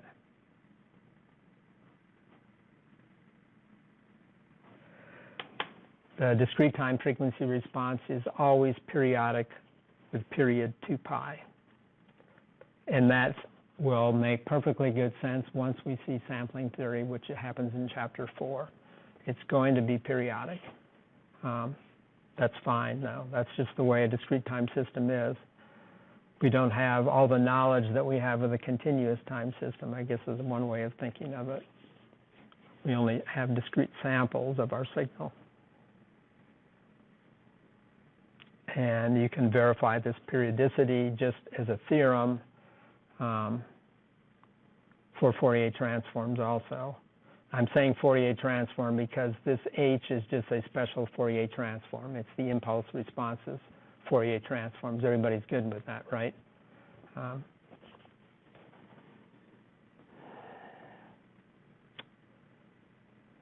So as a simple example, we could go through a low-pass filter. I think I'm looking at my watch now. I'm not going to go through the detailed math, but the periodicity, if it was an ideal low-pass filter, just tells us that usually in the book they will show a plot from minus pi to pi for h of e to the j omega. It's implicit that it just repeats. So this idea is, if you need to know it for math to understand the problem, you need to know that it runs up and down the axes. We have some special systems in here that we can analyze.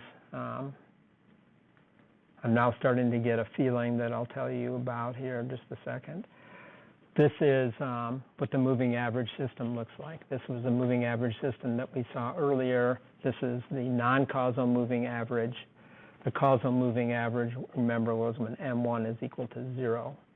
So at any rate, this is a development which I should spend some time on because it becomes very popular to see that this sum over here turns into that sign form, ratio of signs known as the alias sinc function.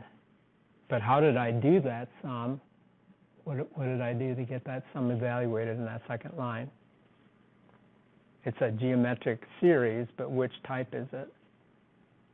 Now, it's finite or infinite. Those are the two variations. It's finite, right? So finite geometric series for the frequency response to the moving average. Then you do some massaging on that to eventually form a sinusoid out of that. And you kind of see the hint of the sinusoid right up in here because you see that minus sign in there. And e to the x minus e to the minus x, that kind of hints you that it's a sinusoid, right? Remember that from, it's just like stuff that you put in your memory. You say, if I'm trying to simplify a problem, I'm looking for sines and cosines maybe as a simpler form. And that's this guy right here, the alias sinc. I said I was going to say something. I'm going to wait just a second. So let's go back to Jupyter.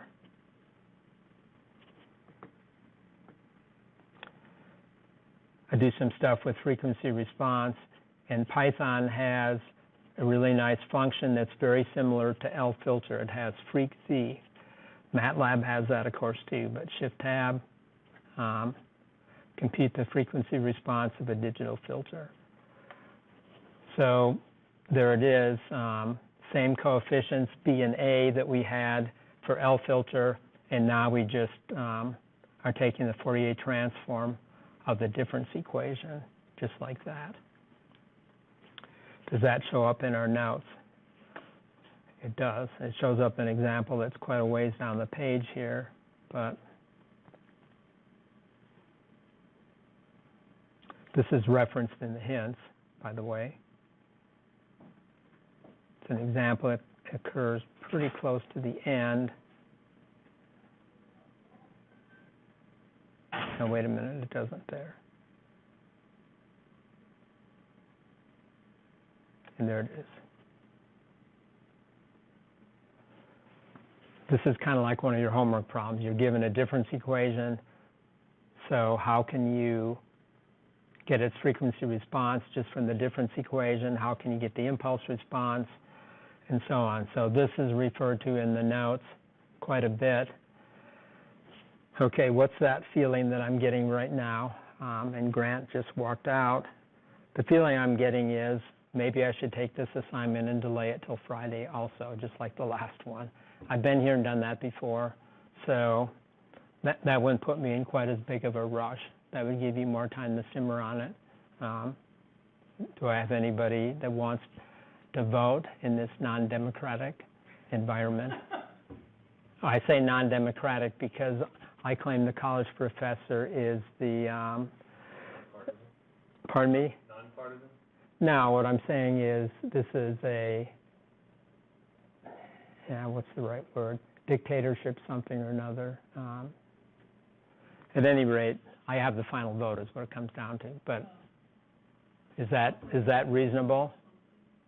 I can't think of the other phrase that goes with that. I had a choir director in the brass ensemble I play in at my church, and he used to say something dictatorship. I don't remember what it was.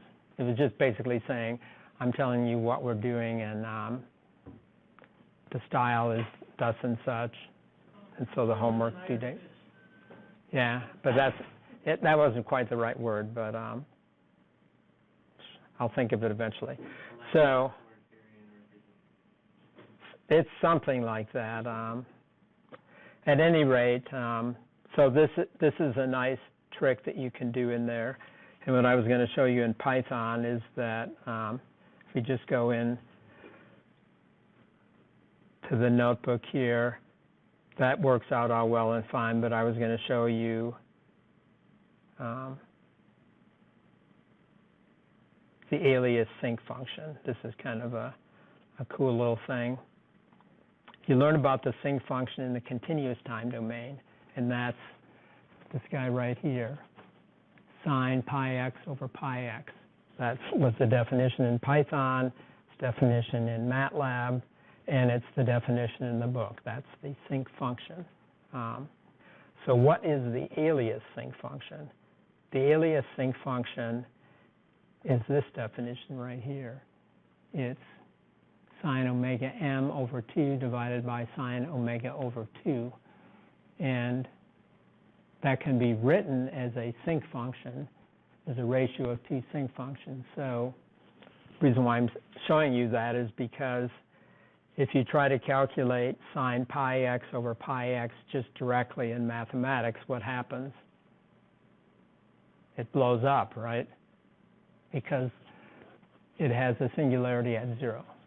But how do you resolve that singularity from calculus? Or how do I do it? How do you do it? I guess I'm curious. Remember, we had certain ways of taking limits from calculus. Remember L'Hopital's rule? So that's how you do that function. Is as pi x goes to 0, you would take the derivative of the top with respect to pi x, derivative of the bottom with respect to pi x, and then take the limit as pi x goes to 0, and then you get 1. So that's how I would do that. But here I ran that. I can run it again. That's super exciting.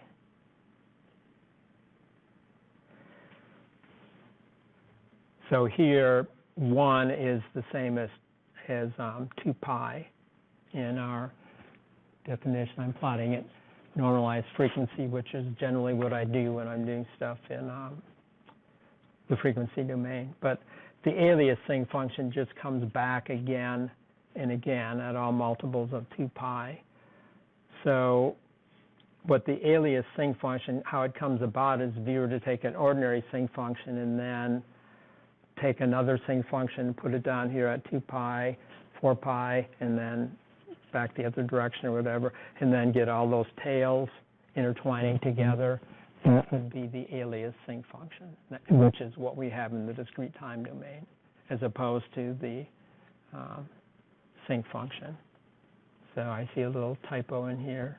This should say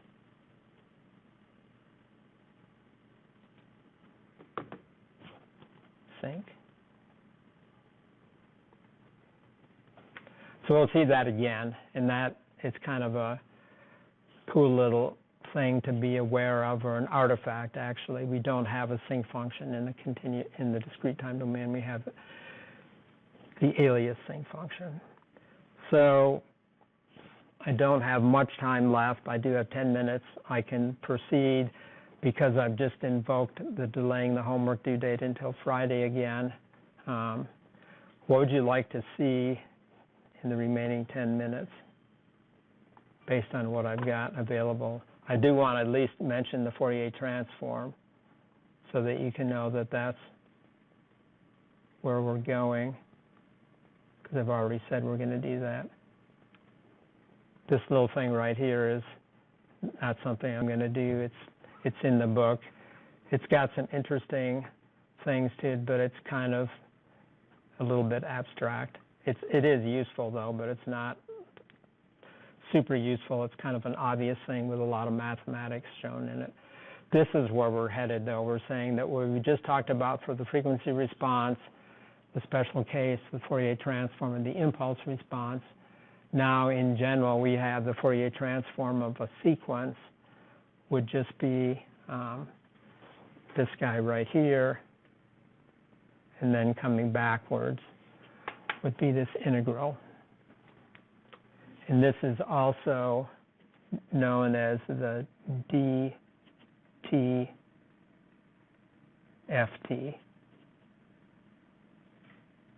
Not something you've already heard of. Fourier transform, the continuous time domain, or discrete Fourier transform, which we'll talk about later in the semester. This has got a special abbreviation, DTFT, and this is the only place in the whole class where an integral shows up, in the inverse DTFT. Disappointed, right? There has to be at least one integral, though. So, and this rears its head multiple places, but this is it, the inverse Fourier transform. But we'll do this most of the time by tables, and I guess hopefully you saw this last week because I had this question last week. Question was, I put under lecture materials, I put in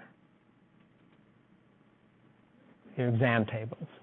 So, yeah, I put it on slide. You'll see there's a selection of Fourier transform theorems in here, and then there's some useful Fourier transform pairs in here. And some of these are in the examples, like this one right over here, the delayed, a delta of n minus n naught is the delay. We've already looked at that one. And a to the n u of n was up next.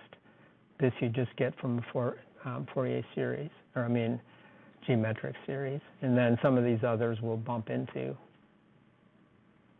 I have a question, Doctor. For the step number 2, like, are we allowed to use these transformation tables to find the impulse response and others? Yes.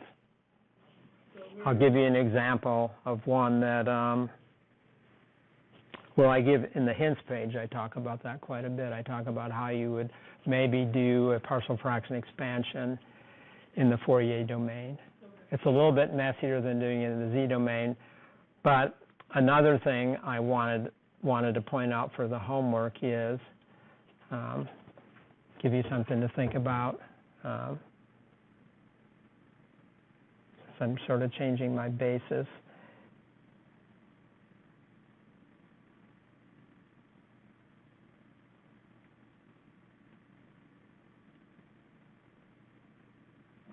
I'm thinking of the classical solution to a linear constant coefficient difference equation. So I send delta of n into a system that has impulse response h of n.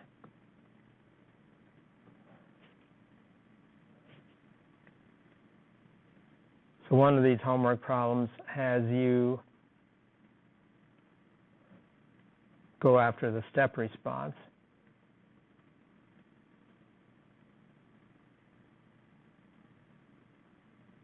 Let's just call that S of n. So if you solve for the impulse response by the classical solution technique or the inverse Fourier transform to get h of n, you could go the classical solution technique of driving the input with u of n and getting s of n, or you'd have the option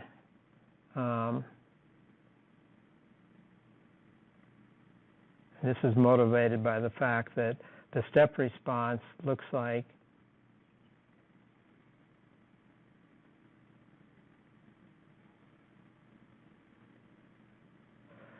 if you accumulate, and this is, see if I get that looking a little bit nice, oops.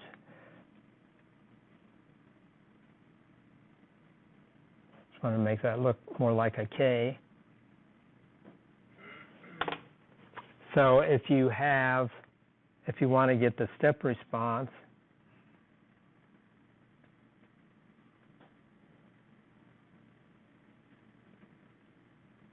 I mean, minus infinity.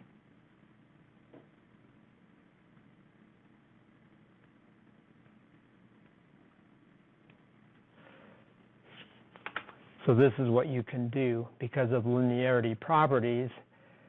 It says that if we just cascade this red system that's coming out with an h of n and you put it through an accumulator block, then you will have the same as the step response, just using linearity. So you can do this equation at the bottom from your step response solution. You can get, or impulse response solution, you can get the step response by just doing this operation. Now, what do you think this is going to involve is you're going to have some exponentials inside this for this h of k, right? And then when you wrap around this k is equal to minus infinity to n, you're going to be evaluating some geometric series. And you're just going to get a closed form solution from that geometric series, and that's going to be your step response.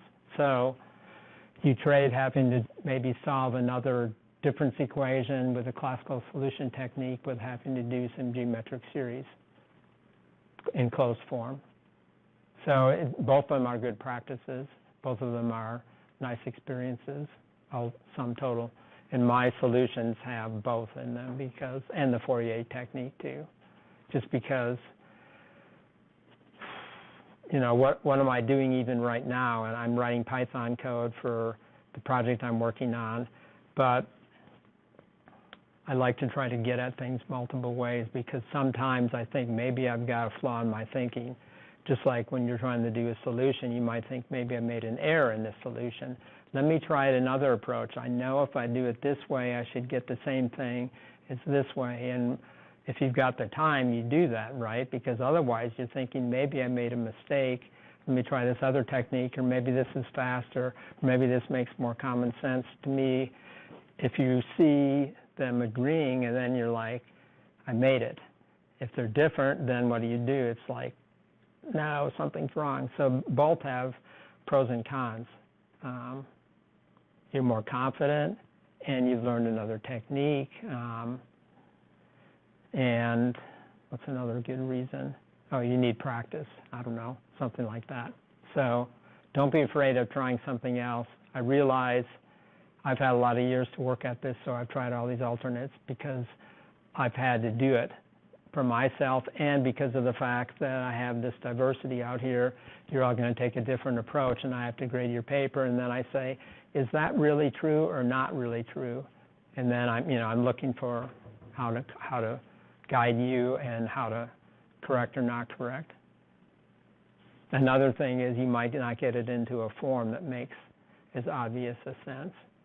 And I comment on that too in the hints page. So the hints are now out there. We're at time, so